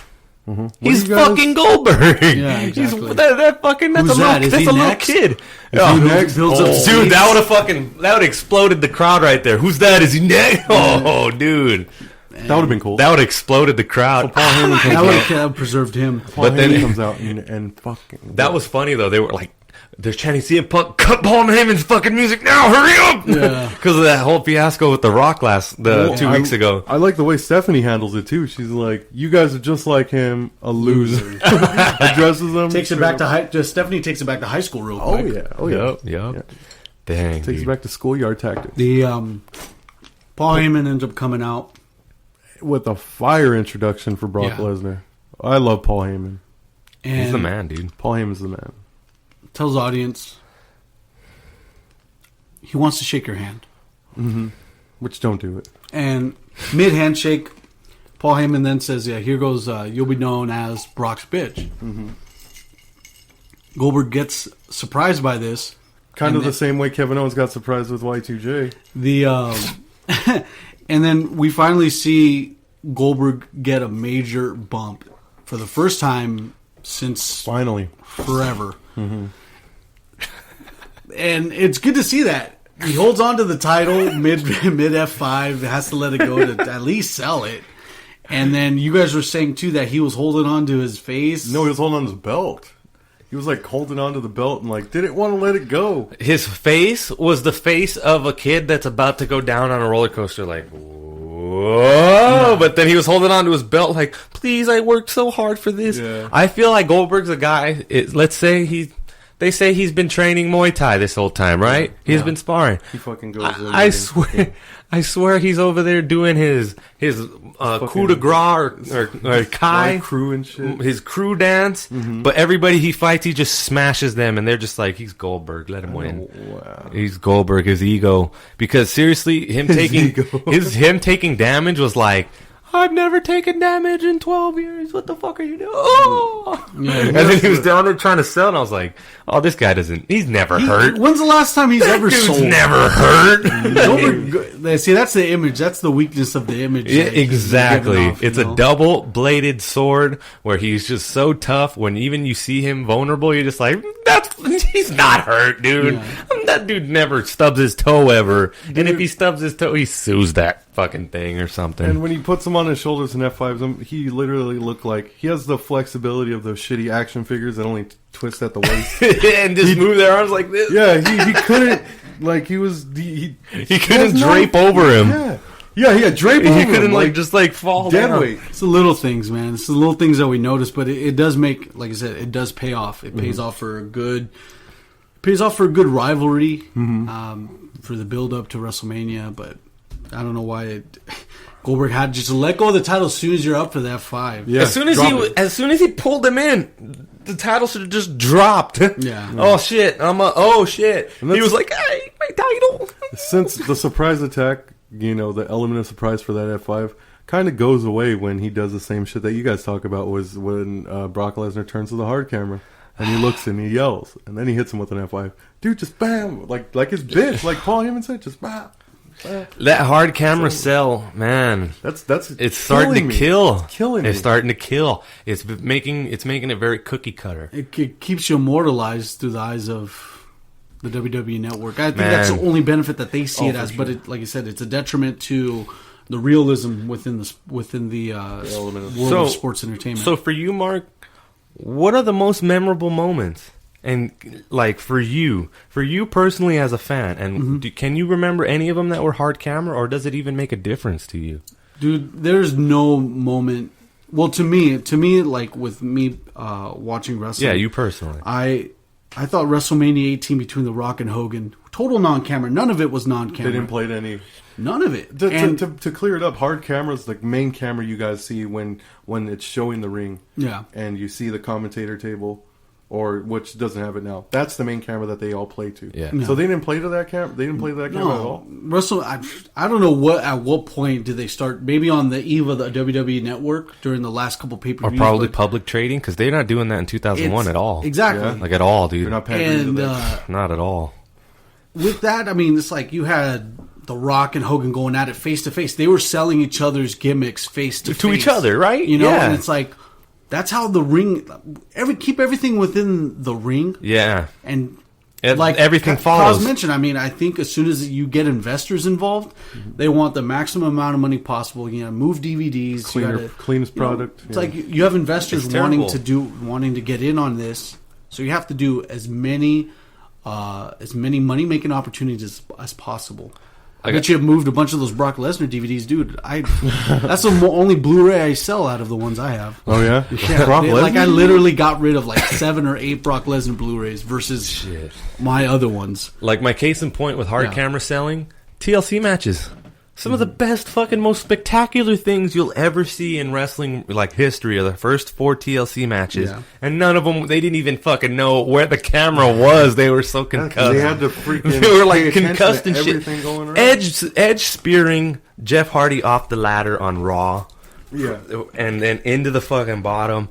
That just so happened to be on hard camera. Yeah, they didn't even care. Edge was worried about catching Jeff Hardy, and Jeff was worried about taking the fucking spear. Fuck the hard camera. When Jericho bulldog Bubba Ray, who was vertical, pretty much just hit his skull onto the God. That was off to the side. No one's seen that. Nobody saw that. Yeah. The thing that's the most cringeworthy that they actually got on camera is the spear that Lita took on the outside part of the ring, where she was literally inches away from the back part of the ladder. Yeah. And she would have hit the back of her head. She would have died. Mm-hmm. She literally would have died.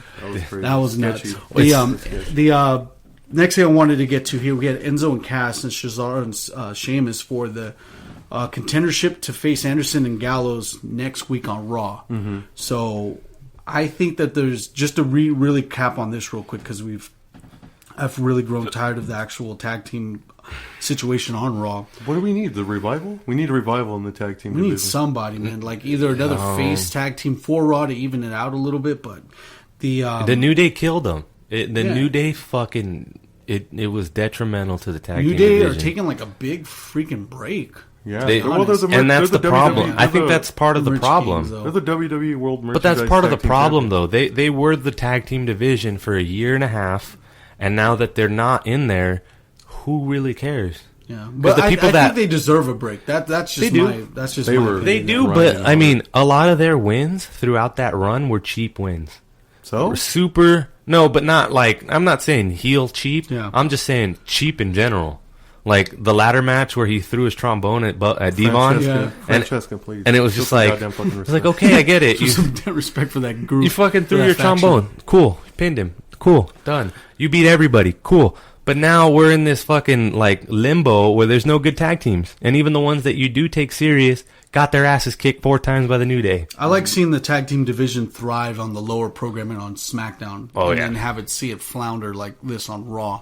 Where they thought their expectations was going to be the opposite. Mm-hmm. Where it's actually, no, it's how SmackDown's thriving and Raw isn't, as far as the tag team division goes. New Day. So I'm thinking Enzo and Cassius, and Sheamus and the club are all going to be in this 3-way. That's exactly what I'm thinking. There's going to be a little schmoz going on in this next match coming up on next week on Raw, to where Elite it's just going to be all 3 of them. Yeah. And that's really all I got to say about that. I mean, even so, the next thing we had after that. How do you see that going? The club reunites with AJ Styles after the draft, because we're coming into the draft, you guys. Is there going to be another draft? Yes. Look who can come back, turn heel at WrestleMania because he hasn't been announced for a match. Finn Balor. Oh yeah. Finn Balor could reunite. His new merch is like a leather jacket with Balor Club. So this Balor Club thing is going to keep going. Mm-hmm. They just can't. Who's going to be the? There's a reason for that. You know, they could have just sold the jacket by itself and called it a Finn Balor jacket, but they didn't. It has the Balor Club emblem. It's coming back at WrestleMania. They're going to get the club all together. Boom, start it. What better way to start it? Get the pop. Heel turns, everything. Okay, isn't it weird how Kenny Omega just got thrown to the wayside when, after Royal Rumble? He asked for that.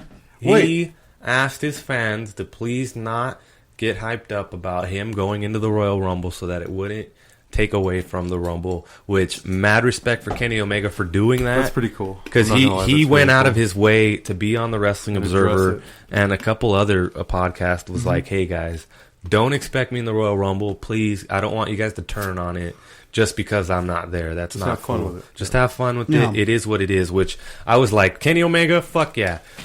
Can we assess the club and what it could be? We had teams, 4-man teams like DX, which was the greatest tag team, in my opinion. One of the greatest tag teams of all time, the New Age Outlaws. Come back to 30 minutes ago where you said the Dudleys were the greatest. The Dudleys are. But the New Age Outlaws, to me, were the fucking... They were the shit. X-Pac, which is your ultimate mid-carder, and Triple H, which is your ultimate heel kind of like dude that gets the title and loses Let's be honest here. Triple H is not the guy. He's the guy that makes money with the guy that makes the most money. With that being said, DX has imprinted themselves into my brain, my childhood, my existence, period. And through everything out in pop culture, you see people throwing suck it, saying suck it in general. Anything that that has to do with suck it came from DX. Period. So now, with that being said, the club, they have Luke Gallows, Carl Anderson, Finn Balor, and AJ Styles. Do you think they'll affect pop culture the way DX did? Hell no. Well, I don't know. I don't know. Do you think? Because I don't think they will, because they're using other people's shit. It depends. They can revive that. They can revive it. It depends on the booking. They won't. They won't penetrate pop culture unless they do something for themselves. Too sweet. Suck it. It's been done. Bring in Rodman. Bring in Rodman. I don't know. Roderick Strong in the Bullet Club. That'd be dope. It's going to take Strong in the Bullet Club. It's going to take a big impact moment. I mean, the last time we really thought. Don't say impact. I know. It's going to take a real big event for this Bullet Club to get over to monstrous heights that like DX did. The club, please. you guys. And The Bullet Club is something else. it's gonna take people. Who's the Smarky now? The last time such heights were reached, similar, was when the Nexus was doing something where they literally crashed Raw. Which I love, me an Invasion Angle. And it was like, you look at that situation, you're like, whoa, this is, when you blur the lines of a shoot and a work, that brings attention to people because then they share it, etc. In the age of social media, it could catch wildfire because the tension is at its peak right now. I mean, we heard of Ricochet Ospreay because I wasn't fond of the Super Juniors tournament. I saw it on the social medias, so it's like the impact's there. I know, you just have to find a moment to where it's going to happen. You got to have it booked right so it can take it to such heights that we can expect from the Balor Club. Now, because you weren't here when we talked about this, but I seen a article online saying that one thing that can put the Bullet Club in Japan super to the next level would be if Hulk Hogan joined. How do you feel about that? Fucking A, dude. How'd you feel about that? But if Hulk Hogan comes out I in the black and white once again in a different way, brother. I don't think Hulk Hogan would do it. I think it would be like a Steve Austin or The Rock. Steve Austin or The Rock, they're not even. They can't even afford The Rock. There's nothing. There's no one can afford There's The nothing. Rock There's nothing besides like that. Hollywood. But if He's Hogan, wiping his ass with but that what I'm Moana saying, money right what now. I'm saying is if we were gonna do something like Hogan, it couldn't be Hogan now for the Bullet Club. He's way long past anything. I know, but he doesn't need to wrestle. He just needs to show up, put over Cody. Cody Hall. It's gonna do the same thing that Haku did when he joined the Bullet Club. Haku joined the Bullet Club. Exactly. Okay. So it's going to do the same thing. It has to be somebody more recent. Shawn Michaels in a Bullet Club shirt, you would shit yourself. Yeah, throw out a couple. Teams up with the Young Bucks. Manages the Young Bucks. And Shawn Michaels, triples the amount of super kicks that they already. Shawn do. Michaels comes out, manager of the Bullet Club, and does a super kick party with the fucking Young Bucks. He only needs to do that shit yourself. 2 or 3 times. You'll shit yourself. Yeah, that'd be great. You'll have excrement in your pants. Good job. Well, the Bullet Club are doing bigger things, man, because they just got Kazarian onto the Bullet Club. They did, huh? Yeah, he did turn on Christopher Daniels. So, but that's to your question. That's who it would have to be. It would have to be Triple H in the Bullet Club. No, that would be dope. Triple H in the Balor Club. The Berry Club. He's gonna be on the. You think Triple H comes out part of the club? He's gonna do this, and then he's gonna go suck it, and then fucking pedigree Finn Balor. That would be dope. No, but he's already part of the Berry Club. The what? The Berry. Oh, the Berry Club. The Berry Club. Stupid. Even the man with 3 H's would be impressed with this burial. So with the main event that we already mentioned with Samoa Joe. Yeah, it was Shimoey Joe. Joey Schmoey. He hit a senton on Chris Jericho that I thought broke Chris Jericho's collarbone. Whoa, I thought they whipped. It was brutal. Yeah. They had a good match. I love them. That's a match that I would go back and watch again. There was a new go. My bad. There was a new variation of Kevin Owens' main move where he does a clothesline variation of the Papa Powerbomb now. Clothesline variation? Well, it's like instead of him going to the rope, he actually does he actually just takes him right to him. Oh, a swing dance, like a swing dance. Yeah, like what is that? A zip line? Zip line. Zip line. No. Pop up powerbomb. A pullback pop up powerbomb. Mm-hmm. You pull him back. Be a pullback. Triple PB. I like that shit. Kevin Owens, man. How come he doesn't do that? I want to see a package pile driver. How come he doesn't do the package? Fucking. Oh, that don't fly over here. That don't fly over New York, brother. What are you talking about? I need to see a package pile driver through the fucking table. Because the package pile driver... You want to do what? The package pile driver looks like the safest fucking move ever. Yeah. It looks so safe. You son of a bitch. I don't want him doing packages to nobody. Austin Aries is barely getting away from packages. No one's doing packages and no one's... Get away from packages. Kevin Owens... I'm afraid Kevin Owens hasn't even seen his own package. I want to curb stomp Kevin Owens' small package. So Joey Smoey wins the match, and then we have Braun Strowman come out and say, I'm going to finish what I started. Yeah. Or else. He goes, Foley, I want competition. So then fucking he tells him he's going to finish what he started, calls out Roman Reigns, calls him out again, he doesn't come out, calls him out, Roman! calls him out again, and then it goes dark, and we hear the fucking gong. Roman Reigns' music hits, Yeah. and then the gong. His music hit? Yes, music somebody hit. fucked up in the back. And then Fuck, man. And dude, I don't know who it is back there, but there's somebody in the back in that truck fucking up. 2 to 4 weeks ago, I can't remember exactly what day it was, but Stephanie McMahon was coming out, and I swear to God, it was somebody's desktop on the Titantron right before fucking Stephanie's Titantron. I swear it was somebody's desktop. The way it looks right here, right now. someone's Pornhub account. Yeah, dude, it was just all up there, dude. Icons and everything. You even saw the mouse scroll across the Titantron. I swear, somebody's fucking up back there. So What about when Samoa Joe won at Takeover and they played his shitty first theme song when he came, and then they switched back over to his own. back over to the Destroyer. Somebody's fucking up in there. Somebody needs to get their ass kicked. Because I was like, "Oh, Roman Reigns." They're taking But wait, wrestlers. why is the Undertaker? Why was that so quick? Yeah. Wait a minute. Can't let Michael Hayes near a computer. Yeah, I he's can do drunk. it, guys. I can do it. There's viruses on the computer, by the way. He's that guy that's just like, why is this person adding me on Facebook? I'm not even signed in on this computer. Oh, there seems to be some nice blonde near me. I need to check that out. So it goes dark. Yeah. Roman Reigns song. The gong hits. Boom. Undertaker gets a holy shit chant. Which, let's just cheer for the Undertaker. How about that? How about, let's not say this is awesome. And then your boy Braun Strowman, who said he's never backing down to anybody, it's against his rules, steps calmly to the side, And backs down. out of the ring, and then walks around and gets No, laughed no, at. no. You He can't doesn't have- walk around. He just kind of like Fades in. into the bushes, Homer Simpson's. Yeah.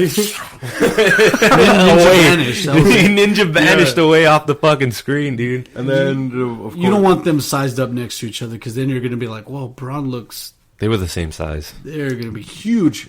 And how long have they been billing Undertaker 7 feet tall? You know, it's Yeah, just yeah. like one of those false bills. And It's like, dude, he you go was on him 7 side feet by tall. side. We're like, well, Braun's taller than that. Is he 7 feet, 7'5"? But, You know, you can't have that. and then I'm thinking already while he's walking to the ring, the possibilities was like, Undertaker's gonna get killed. Like, He's gonna get hurt. This is gonna go very bad Yeah, and then next thing you hear is bow now, for some reason. bow now, bow, Is that Austin Aries' banana right there? bow That is a now. banana of Austin Aries. Yeah. Shout out to Mike from Ringside Uncut. Then Roman Reigns is like, man, step aside. This is my yard now. Kind of going tweener because a face Undertaker is never going to lose at a WrestleMania. I Wait don't like your heel. a face minute. thing again. He dropped, this is my yard now? Undertaker stopped cutting those promos in like 2004, dude. Yeah. Well, he's a big dog. Roman Reigns is a big What? dog. The only way Undertaker's going to lose if roll it. Yeah, you know what I mean? Like he's motorcycle. gonna come out to Kid Rock and shit, dude. And What the fuck like, was without that? hesitation, it's American Badass, The Undertaker. WWE nostalgia. It's like, dude, I don't get this shit. You guys hate the old guys and then you reference the old guys. I don't understand what's going on here. Yeah. I don't get it. So this obviously sets up. They look at the WrestleMania thing. Yeah. That looming. It was all half covered, by the way. Yeah, and so then boom, we get set in stone. Roman Reigns versus Undertaker. Should have been fucking Undertaker Goldberg. Like, come on, guys. Let's be realistic. Two old fucking farts wrestling in the ring once a year. Let's just do it like that and fucking move on. All right, now Undertaker, he's not a entity to either brand. No. We could have had Undertaker We could have had Undertaker Luke Harper, something like that. No. Well, I see what you're saying. You I see just what threw you're out a saying. random name. But Throw out- yeah, just anybody. But Austin Aries. from what it should have been, Goldberg. it should have been Undertaker, Cena, somebody. It should have been either Cena or Goldberg. But Sting's done though, right? He's not coming back. No. I wouldn't want him to come back. I like the man that observes wrestling, protege Brian Alvarez. His layout for the way it was supposed to go down. Is that fake news? No, Brian Alvarez. Yeah, he's a fake fucking name. Fuck that guy. All right, so he laid it out to where Taker wins the belt at what was the last match? He was supposed to win the belt at Royal Rumble. Yeah. He wins the belt at Rumble. Cena wins the Rumble. Or he wins the belt at over Styles. Yeah. Taker wins the belt over Styles. Cena wins the Rumble. they go on to WrestleMania. And it's title for career. Undertaker's career for John Cena's title. And you see how simple that's like. That's so easy to do, and then it would have satisfied people. It's a good match because there's a lot of things. There's a lot of cheer spots in there for people because that's really what people are looking for when they go. Is just a spot to cheer, not necessarily good wrestling. Yeah, but that would have been perfect. Undertaker, Cena, the two biggest names, arguably, that they have right now for WrestleMania career versus title. Because realistically, do we need to see another year of Undertaker? I feel we really haven't seen Undertaker very much. But that's what I'm saying. Do we really need to sit around with the thought of here comes WrestleMania, the Undertaker's coming? Yeah, I don't mind it, to be honest. But it's a matter of him performing to that expectation. He's not going to get there true. anymore. He was tired in the Brock Lesnar match at WrestleMania. Was tired in the Rumble. He was destroyed. He was tired. The only glimmer of hope I had for the Undertaker was when he fought Bray Wyatt. That was, and I was like, okay, good. He doesn't look beat up. He doesn't look like shit. Yeah, he looked good in that one. Yeah. But can't believe they didn't do Sting Undertaker that year. That was the dumbest shit ever, dude. Sting has gotten the short end of the stick at the end of his career. We got the short end of the stick as fans. It's fucked up. With let's get started with SmackDown, and then we had very quickly we had Kurt Hawkins and Dean Ambrose. Kurt Hawkins cuts a promo and then totally gets undermined by Dean Ambrose. What is that? I don't know. I don't even want to say backstage heat because Kurt Hawkins has just been getting the blunt end of the stick for a long time. He hasn't had any matches. Yeah, but when you hear wrestlers talk about Kurt Hawkins, they said that he's like the shit. Like, he's supposed to be really good. They love him. How come we're not getting anything from him on SmackDown? It's a slow burn for something to happen. There's no burn, dude. I can tolerate people saying that they're going to build him for something. Yeah, but this guy is just not getting built for anything. Yeah, it's like the pack when you get a pack of candles and there's no wick in that candle. Yeah, that's him. Like there's no slow burn. There's no burn. He's the donut. He's the donut that falls off the dozen. Yeah, and then that Kurt Hawkins doesn't go to the supermarket to check out groceries. They check him out. Fucking killed him before he even got out. made him out to be a sorry ass Chuck Norris, which is just any other guy who could say Chuck Norris facts. Yeah, true. So then they have Dean Ambrose quickly disposes of Kurt Hawkins, and Dean then goes out and looks for Baron Corbin. I'll end this very quickly here, where Dean Ambrose looks for Baron Corbin. Baron Corbin throws like a spare staff guard. That was dope. He had him in a full headlock. He didn't throw him. He was choking. He was assaulting the man. He was choking him out, and then he fucking pushed his dead body. Stuff. And lo and behold, long story short, Dean Ambrose gets stuck underneath a forklift that no one of the announced team puts over. I didn't see SmackDown this week, but we checked it out just to see. I was like, Adrian, you need to see these fuckers. Just to see this. And we looked at it, and like you said, it's dead air. It falls flat because they're not commentating throughout what's going on. Yeah. You kind of just see Baron Corbin strangling some guy in the dark and then beating up Dean Ambrose. And doing something which should be a fucking viciously barbaric act. Because if you've ever driven a forklift and slammed the forks on the floor, that shit is like at least 100 pounds hitting the floor, like more. I'm just saying a rough number. Oh, okay. But it's definitely more than enough to break bones when you drop that thing down, especially because it doesn't just drop down. You can squeeze shit and press it with the hydraulics of that. So a forklift coming down on some man's ribs should be something that's like, what the fuck is going on? Dean was doing all he could to sell it, and that's big props to him. And the refs too, trying to pull on. The refs kind of pulling on the forks. Pulling on the forks like idiots. Jeez. But when you cut back to the commentators and they all have this look like somebody farted in church, is not the emotion I'm wishing for you to fucking emote to me. Think about the amount of calories that JR would have burned putting that over. He would have been like, this guy's a sick fuck. You can't believe it. They were like, well, we're just going to have to file a grievance with HR. Hopefully he's okay. I hope he's okay. Like Owen Hart just died or something. There's medical professionals in the back, and I hope he's fine. And then David Otunga just looking like... I fucking hate David. Can we cut down this... Get rid of David Otunga and just let Morrow, Tom Phillips, and JBL fucking run the shit. Not even Tom Phillips. Cut him out of there. Well, they put Tom Phillips in because Mauro Ranallo has trouble with people's names. Does he? I don't think so. Honestly because how many names has he pulled out of his ass in Japan? And tell me if you agree with this. I think it's the verbiage he uses for wrestling names. What do you mean? The Ochimata. When he's talking about wrestling moves, I think that's what's killing him with the back, because they don't talk like that. Why though? Because he'll name the move and then take it to its origin of the person that did it. Yeah, and it kind of that don't fly. Exactly, it doesn't up north. That shit don't fly. But the thing that's keeping him alive is this guy's one of the best announcers. He's just so good. Yeah, he's just so good. But you can't shit on that either.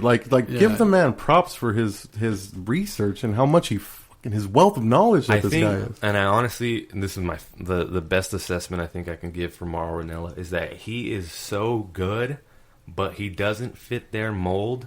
But they can't do anything about him. It's undeniable how good he is. If they got rid of him, it would be, all right, they have a stick up their ass about verbiage. And it would be so blatantly obvious because Mauro Ranallo is so good. Yeah, and people love him too. When I heard that they signed him, I was like, wait, the guy from Pride, the guy that was doing Pride fighting commentating, I was like, SmackDown is great. SmackDown is okay. The first thing I told him, I was like, man, I hated Mauro Ranallo as an MMA commentator because he was so pro wrestling. Gimmick, yeah, he was so fucking pro wrestling to me, and I hated it. But then when I heard he was going to SmackDown, I was like, that makes sense. He's going home. Yeah, he's exactly. going home. Exactly. He's going exactly where he needs to be, because his references and shit like that didn't work in MMA for me. Mm-hmm.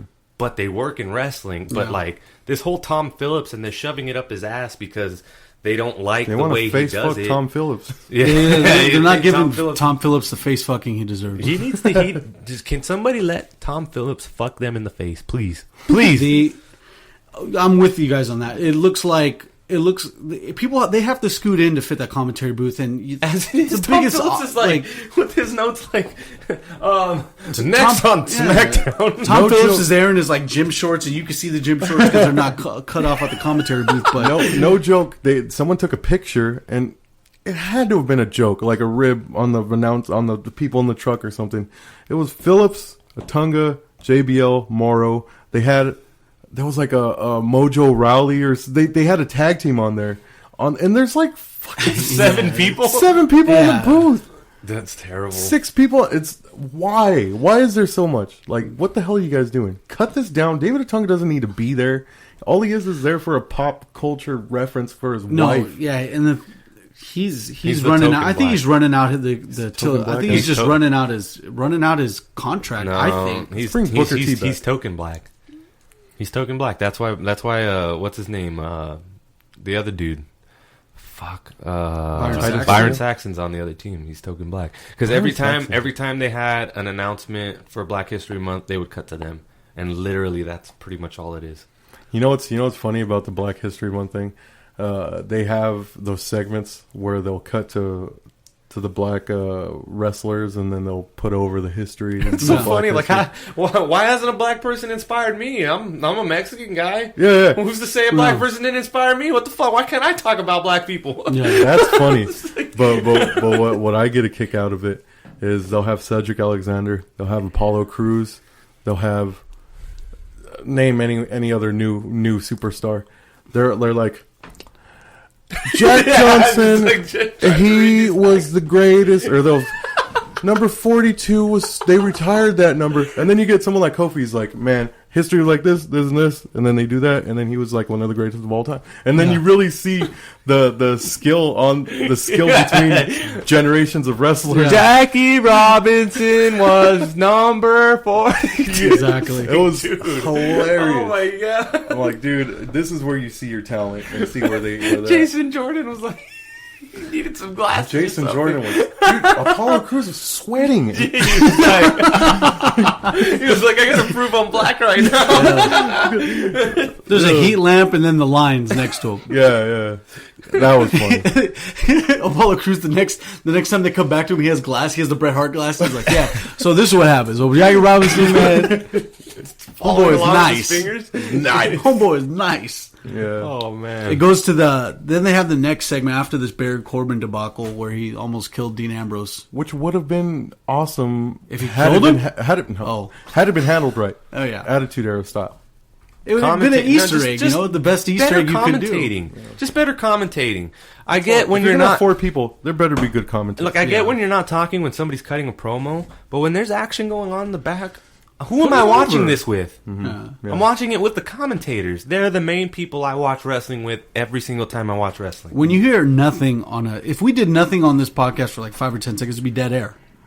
With the audio that you had with Baron Corbin and Dean Ambrose, that's all you had. Mm-hmm. So it's all your imagination to do with it will. Yeah. And you have dead air. Mm-hmm. You had dead air on SmackDown for that whole segment, and that's essential stuff. I feel like when there's like cringeworthy times, like that right there, it's cringeworthy. He was getting his ribs crushed by a forklift. Oh, dude, you feel like you need somebody there to share the moment with. Yeah. And I felt like when I turned to talk to that person that's always there with me watching wrestling, they weren't there.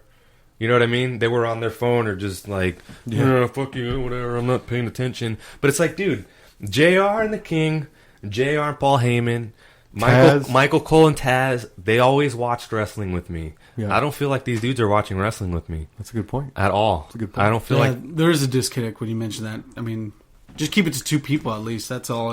Well, even let's go back to Mongo Bryant, Mongo Shivani, Tanae, Heenan, or Mongo, Eric, and Heenan. Yeah. I still felt like they were watching wrestling with me. Mm-hmm. Man, they wouldn't shut the fuck up, but they were watching it with me. You know what I mean? These guys, they're just. I don't feel like they're. I feel like Cornette when Cornette was on the Cornette. Yeah. Awesome. They watched it with me. Mm-hmm. These other guys, the fuck are you guys watching? Can we watch the wrestling in the ring or talk about something that's going on right Booker here? T, man. Booker T, yeah, exactly. Booker T. What I had next here was the Alexa Bliss segment, and she cut a promo dissing Becky. Then it came to the conclusion after all this that after Becky comes out, then Natalya comes out thinking that she's the number 1 contender. That Mickie James was under the impression that working with Alexa Bliss would have guaranteed her a title shot at WrestleMania.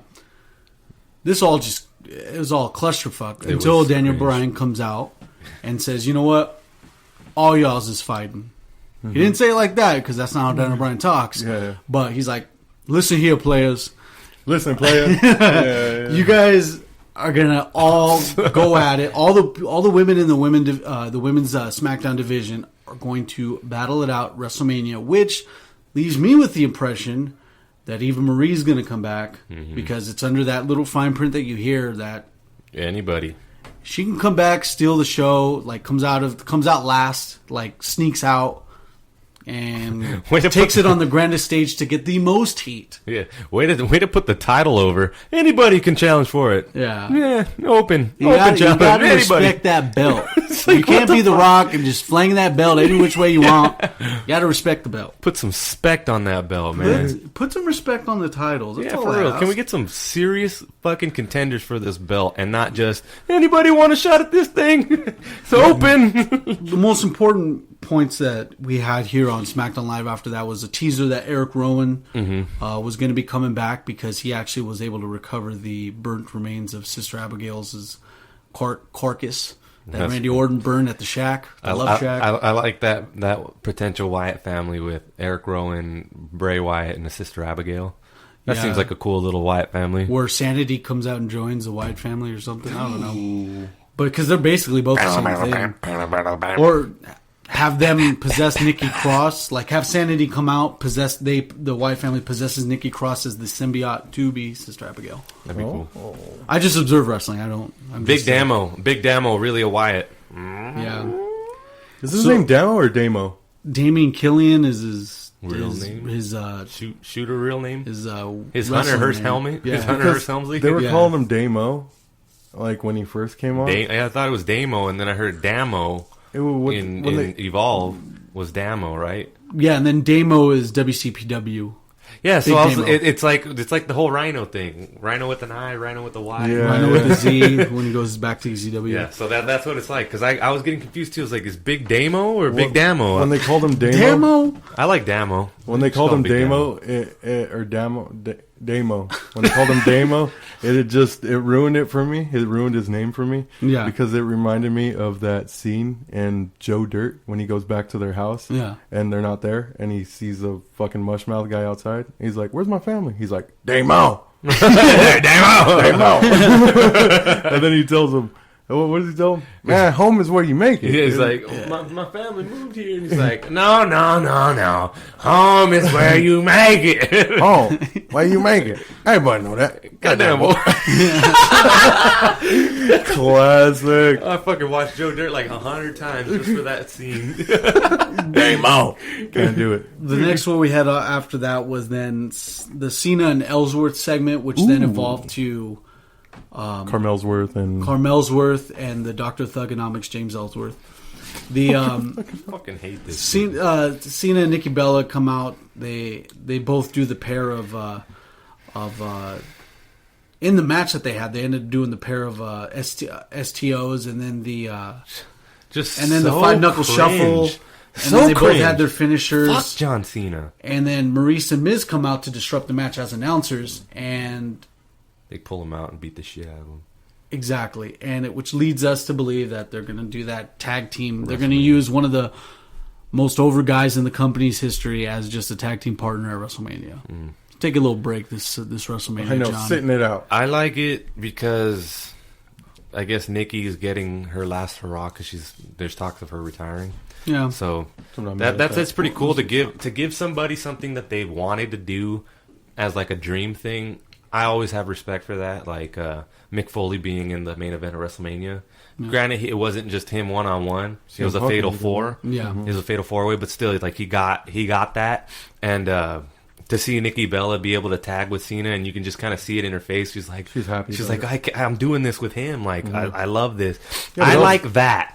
But then the way that they sell it, it's like Cena has this stupid fucking like. He's literally look at it, we're out here. He's literally the guy who's with his girlfriend when she's buying perfume and when she's buying makeup. He's just like, hey baby, guys, look at me. Yeah. Right. She's doing it. But it's like that feud. If you take away the Total Bellas thing, you take away the relationship, and then you put it into wrestling. You don't have Nikki Bella in the fold. Yeah, no. Well, you take away all that away, but you keep Nikki Bella as she is as a wrestler, and John Cena as he is as a wrestler. They make the perfect co-ed tag team, like fucking perfect. It's like peanut butter and jelly with these two. But the way that John Cena's acting about it is just. It's taking it away from me because it's like there's no serious element. There's nothing that you can sink your teeth into it because then you look at John and he's just like fucking around like it's a bucket list thing. He's just fucking around and then like I don't know the suspension of disbelief, man. Yeah. That's like the most important thing that they need to protect, and I don't feel like they're doing it. Yeah. What do you think, Mark? I really think that John Cena should be wrestling someone else. Nikki Bella. Who would you rather have John Cena wrestle right now? At this point. Taker. The Miz 101. Yeah. The Miz? The Miz is doing arguably the best heel work in the company. Yeah, The Miz is awesome. You know, it's just there's no strap to contend with, you know. That's the only downside to it, but it's like I don't understand why these side pieces to this match. Why am I thinking of just Miz Cena right now? Because Talking Smack is all about The Miz. The Miz has owned every segment he's done in Talking Smack. It's like I'd rather see The Miz go over on just go over Cena and just be the little icing on the cake for where John Cena could just go off into the sunset, do his little American Grit, come back again. This is all back to just do be it a again, part-timer, you know, like because The Miz needs it now more than ever, and you could tell with all the promos and the emotion he puts in every promo. I don't know. I think they're really missing the ball just having a solo thing with Cena and The Miz. The main event that we had was with Randy Orton and AJ Styles, and this was I need to go back and perfectly watch this. buttered It was fucking match. good, dude. It was really Beautiful. fucking good. They had this one set up to where you think that AJ Styles is going to do a 450.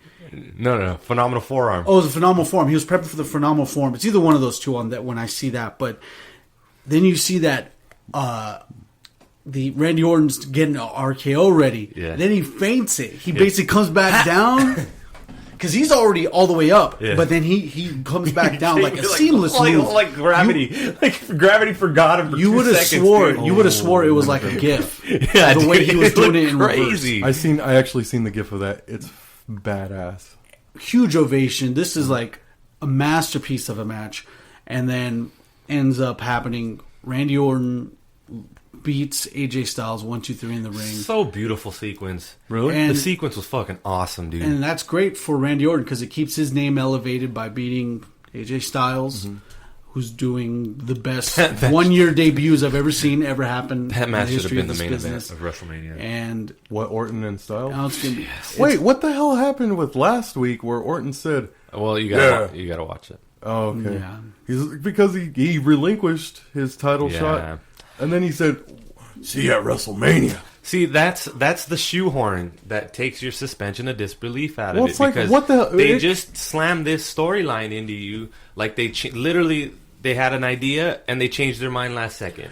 And it honestly, dude, with what happened after that with the Royal Rumble, he wins and then he relinquishes it. It's like, what did we fucking waste our time on? Like, what are we doing? All this build up to one of personally my favorite pay per view of the year, and it's just like, yeah, It's just you thrown won. away. It's just thrown You away. threw it away.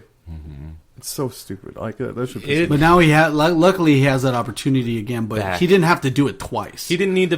He didn't need to turn did his it back. twice, He you didn't know need what to, I'm yeah, saying? he didn't need to turn his back on Bray Wyatt that quickly after pledging his allegiance to him. Like, what the fuck is that? So next time I want to secure my title shot that I once revoked, all I have to do is burn a house, Yeah. and I'll be all right. All you got to do is revoke your title shot and then pray that the general managers are like, wait, he said he wanted it back, so we're just gonna make the match, Yeah. even though everything was set in stone. Then Everything. AJ Styles goes and argues with Shane McMahon. There's a scuffle in which plants the seed that Shane McMahon is going to wrestle AJ Styles at Mania, which is It seems like that. Yeah. the biggest left field move you can possibly That's kind do of for stupid. WrestleMania. Like, You have 2 SmackDowns to build this up to be something you want to see at WrestleMania. Yeah, which that's all could they be got left. the names alone can do it, but It's it not needs to gonna be be a good something match. more because this is a little too early. I mean, a little too late of time to do it in. Well, do you think something massively just fell off and they it was the Brock Lesnar Shane. They were supposed to wrestle at WrestleMania. Brock this Lesnar year. and Shane? Why do you think he took a F5 at Survivor Series? That's true. Yeah, because that hasn't been resolved. That wasn't going to be, and it wasn't going to. But it was supposed to be Shane McMahon, Brock Lesnar at WrestleMania. Yeah, That was supposed to be the big payoff because he was supposed to get his. because they didn't comeback. anticipate. They didn't really anticipate Bill Goldberg coming in. Yeah, And they then didn't. that's- Okay, They didn't, yeah. But I seen a meme that said Goldberg was just. What did it say? We've gone this way too far from a pre-order Oh, yeah, for a from video a game. pre-download. Did you see that? yeah, It said this has gone way too far from just a pre-order from a video game that wasn't supposed. there's 2 spots that I wanted to say in the AJ Styles Randy Orton match. There's a spot where AJ Styles is up on the top rope and he's looking for I think a 450 or something. Randy Orton catches him. He runs up, he catches him in a capture suplex and threw him out of the ring. Oh, God. And like ragdoll through him though, like Yeah. like Sack JBL of off shit the throw. top rope kind of shit. Like chucked him. So AJ Styles rolls back in the ring. They get into a scuffle. He goes for the phenomenal forearm, I believe it was. Misses, rolls over, and then Randy's gonna set him up for the RKO. Pushes him off. Like he reverses the RKO, pushes him off, gets Irish whipped into the ropes, pop up RKO, done. Oh, wow. It was Yeah, fucking. that was the finish. It That was was the finish? fucking no, but like the whole Damn. sequence was like it was quick, kind of like Jericho and Angle used to wrestle. Like when it was like real, Yeah, real yeah. fast, High it was pace. like that. Yeah. Pop up RKO was like, And that's I was good like, for 2 people fuck that yes. haven't really been in the mix with each other for That was, Yeah. I think, that was their first match, and it was like Orton and pending house shows that we haven't seen, but it was still. so fucking fast though. Like boom, That's boom, boom, good, boom, man. boom, That's pop up good. RKOs. When he's talking about it, I'm getting goosebumps. Dude, right it here. was. I was watching it. I wanna I was watch just it. like, Hey, we holy watch this after. shit! And like after we get off the air. here. one thing that After like we all get off. another thing too that really like again puts AJ Styles over. Not that he wasn't over with me already. Yeah. He sold the fact that he lost. He was grabbing his hair and he was looking up at WrestleMania sign like, I love fuck. AJ Styles. He was like, fuck. I was almost fucking there. Like, fuck. And like, I felt it, dude. And man, when I can feel it in wrestling, when you guys can make me do that, You guys have got a fan for life. Perhaps. Man. SmackDown overall good? It's not as... The Styles Randy Orton match. yeah, that's the thing that puts it over the top. It makes you forget about Natalia. It makes you forget about Carmella. Makes you forget about Natalia, Alexa Bliss, Mickey James, and who was the other one? Becky Lynch bitching at each other like they're on the set of 90210. It was terrible, dude. What do we got next, man? The only thing we have next here is just the 2 Q&As. Right, so what we got? We had, what are your thoughts on Goldberg? This is from Wes Blank out of the Pro Wrestling Nation via geeksgamers.com. Wes Blank, what are your thoughts on Goldberg winning and then Undertaker versus Roman? Undertaker versus Roman, I think, real quick, I'll shoot at. Heel turn has to happen with Roman Reigns because face Undertaker is never going to lose at a WrestleMania. No. Roman Reigns is gonna win? Of course he's gonna win. It's just gonna be another pretentious fucking attempt to put fucking Roman Reigns over, which it's just not gonna happen. It's not gonna fucking happen. Something needs to change with Roman Reigns fundamentally as a wrestler, promo guy, altogether the way he carries himself, everything. Something has to change. Imagine if he cut his hair like that's not gonna do it. Like Rusev, and he comes out in a suit and tie. That's not going to do it. They just started Evolution 2.0. Like how Rick Rude used to, or like when he would dress. When he went to WCW, cut his fucking hair. That's so fucking. Congratulations to Rick Rude, by the way, for being so in the WWE Hall of Fame. Yes. Hey, real congratulations. Quick though, Rick Rude, can we comment about what he did showing up on Raw and Nitro and shaving his beard? The most fucking gangster fucking... They needed to make one of those gangster memes with the glasses. And the only person to show up at a Nitro and a Raw the same day. And he shaved his beard. It's so much more gangster. Well, what I want right now is for you, San Bernardino sandbags, to quiet down a little bit while I cut this promo to show you guys what a real Smark looks like. Yeah. Now hit my music. Just kidding. Props to Rick Rude for making the Hall of Fame. I had this news already like months ago. I don't know why it's being rehashed. Scoop McGillicuddy over here had the because I observe wrestling. Of course. And of course I do too. The Todd Spradlin from the same geeksgamers.com wants to know, should WWE add more titles? Example, 6-man tag, TV titles, women tag match. All right, there's my law, which has been on the show before. He has this theory that they're going to bring back the heavyweight title and Michael Elgin's going to hold it. Big Gold? No, that sounds like a fantasy booking. A heavyweight title. Oh, okay. A heavyweight title. Okay. So then they kind of... Now the big guys have something to go for. Rusev, like some Luke Harper. Big, like certain weight capacity. Okay. Yeah, and Michael Elgin, the Unbreakable will be like Elgin. 305 Live? Well, then in that case, if it's going to be that, then Nia Jax has a legally... She has opportunity to contend for that belt. Not only that, she'll feel to fit the weight requirements, but also 270 live. She's not like most girls. I honestly think that it needs to be a gimmick belt. I'm not saying that it needs to be not necessarily be like a hardcore, super kick party not like a hardcore belt or like a cruiserweight high flying belt. Something along the veins of this is the type of match that we do for this belt. A hardcore belt. No, it can't be a hardcore belt because I need a hardcore belt. How about having another the no holds barred match? The no holds barred belt needs to happen. The Falls Count Anywhere title. Anything goes belt. TV championship. Have an actual prestigious television championship. See that is or the European championship. That's been done. But there's nothing. But there's nothing that makes the European championship stand out from the United States belt right now.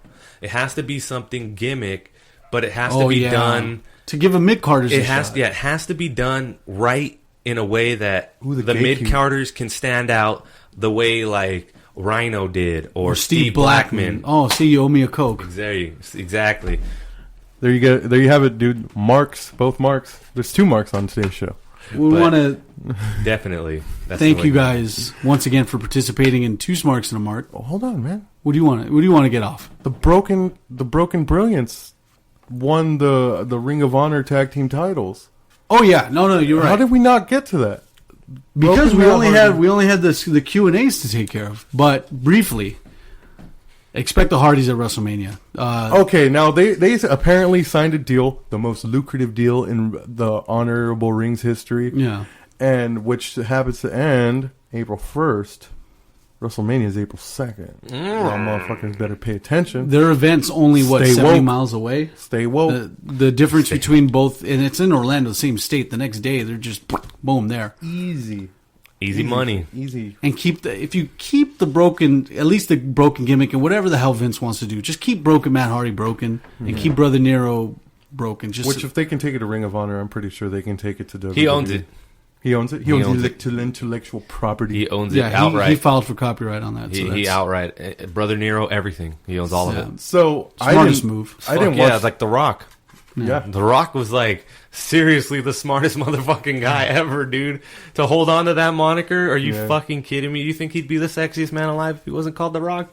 No. No, hell no. He wouldn't have won that shit. So, I didn't see the pay-per-view, but do you know what happened when they appeared? What happened? They ended up doing this delete suck it back and forth, and then they had the match. Well, weren't they just in the ring? Yeah, the lights went out, the song hit. After they had just beat, who'd they beat? Young Bucks beat, I don't know who they went against. They beat somebody, but the lights... Agni Vice? No, it wasn't them. They're New Japan. But the lights go out, and then the piano starts playing, and they're in the ring. Oh my god! And then they just started going delete. As soon as the lights went on, it was like delete, delete, delete, and they were standing there. Yeah. So this is broken cause. They show up to Ring of Honor. Bucks of Youth. I knew you'd come. Yeah. Imagine that was fucking dope. Dude. They show up on their territory and tell them they. So what do you guys think of broken Bully Ray? You think we're gonna get that? That's the thing. All this happened and totally drowned out the fact that Bully Ray debuted at Ring of Honor. Yeah. Did you know that? Oh, man, I want to see the Broken Brood so bad, please. The Broken Brood. He's been talking about the Broken Brood for so long. That picture. So are you stoked at this or what? What, Do you give a shit at all? the Hardys have been procuring titles for many lifetimes. Yeah.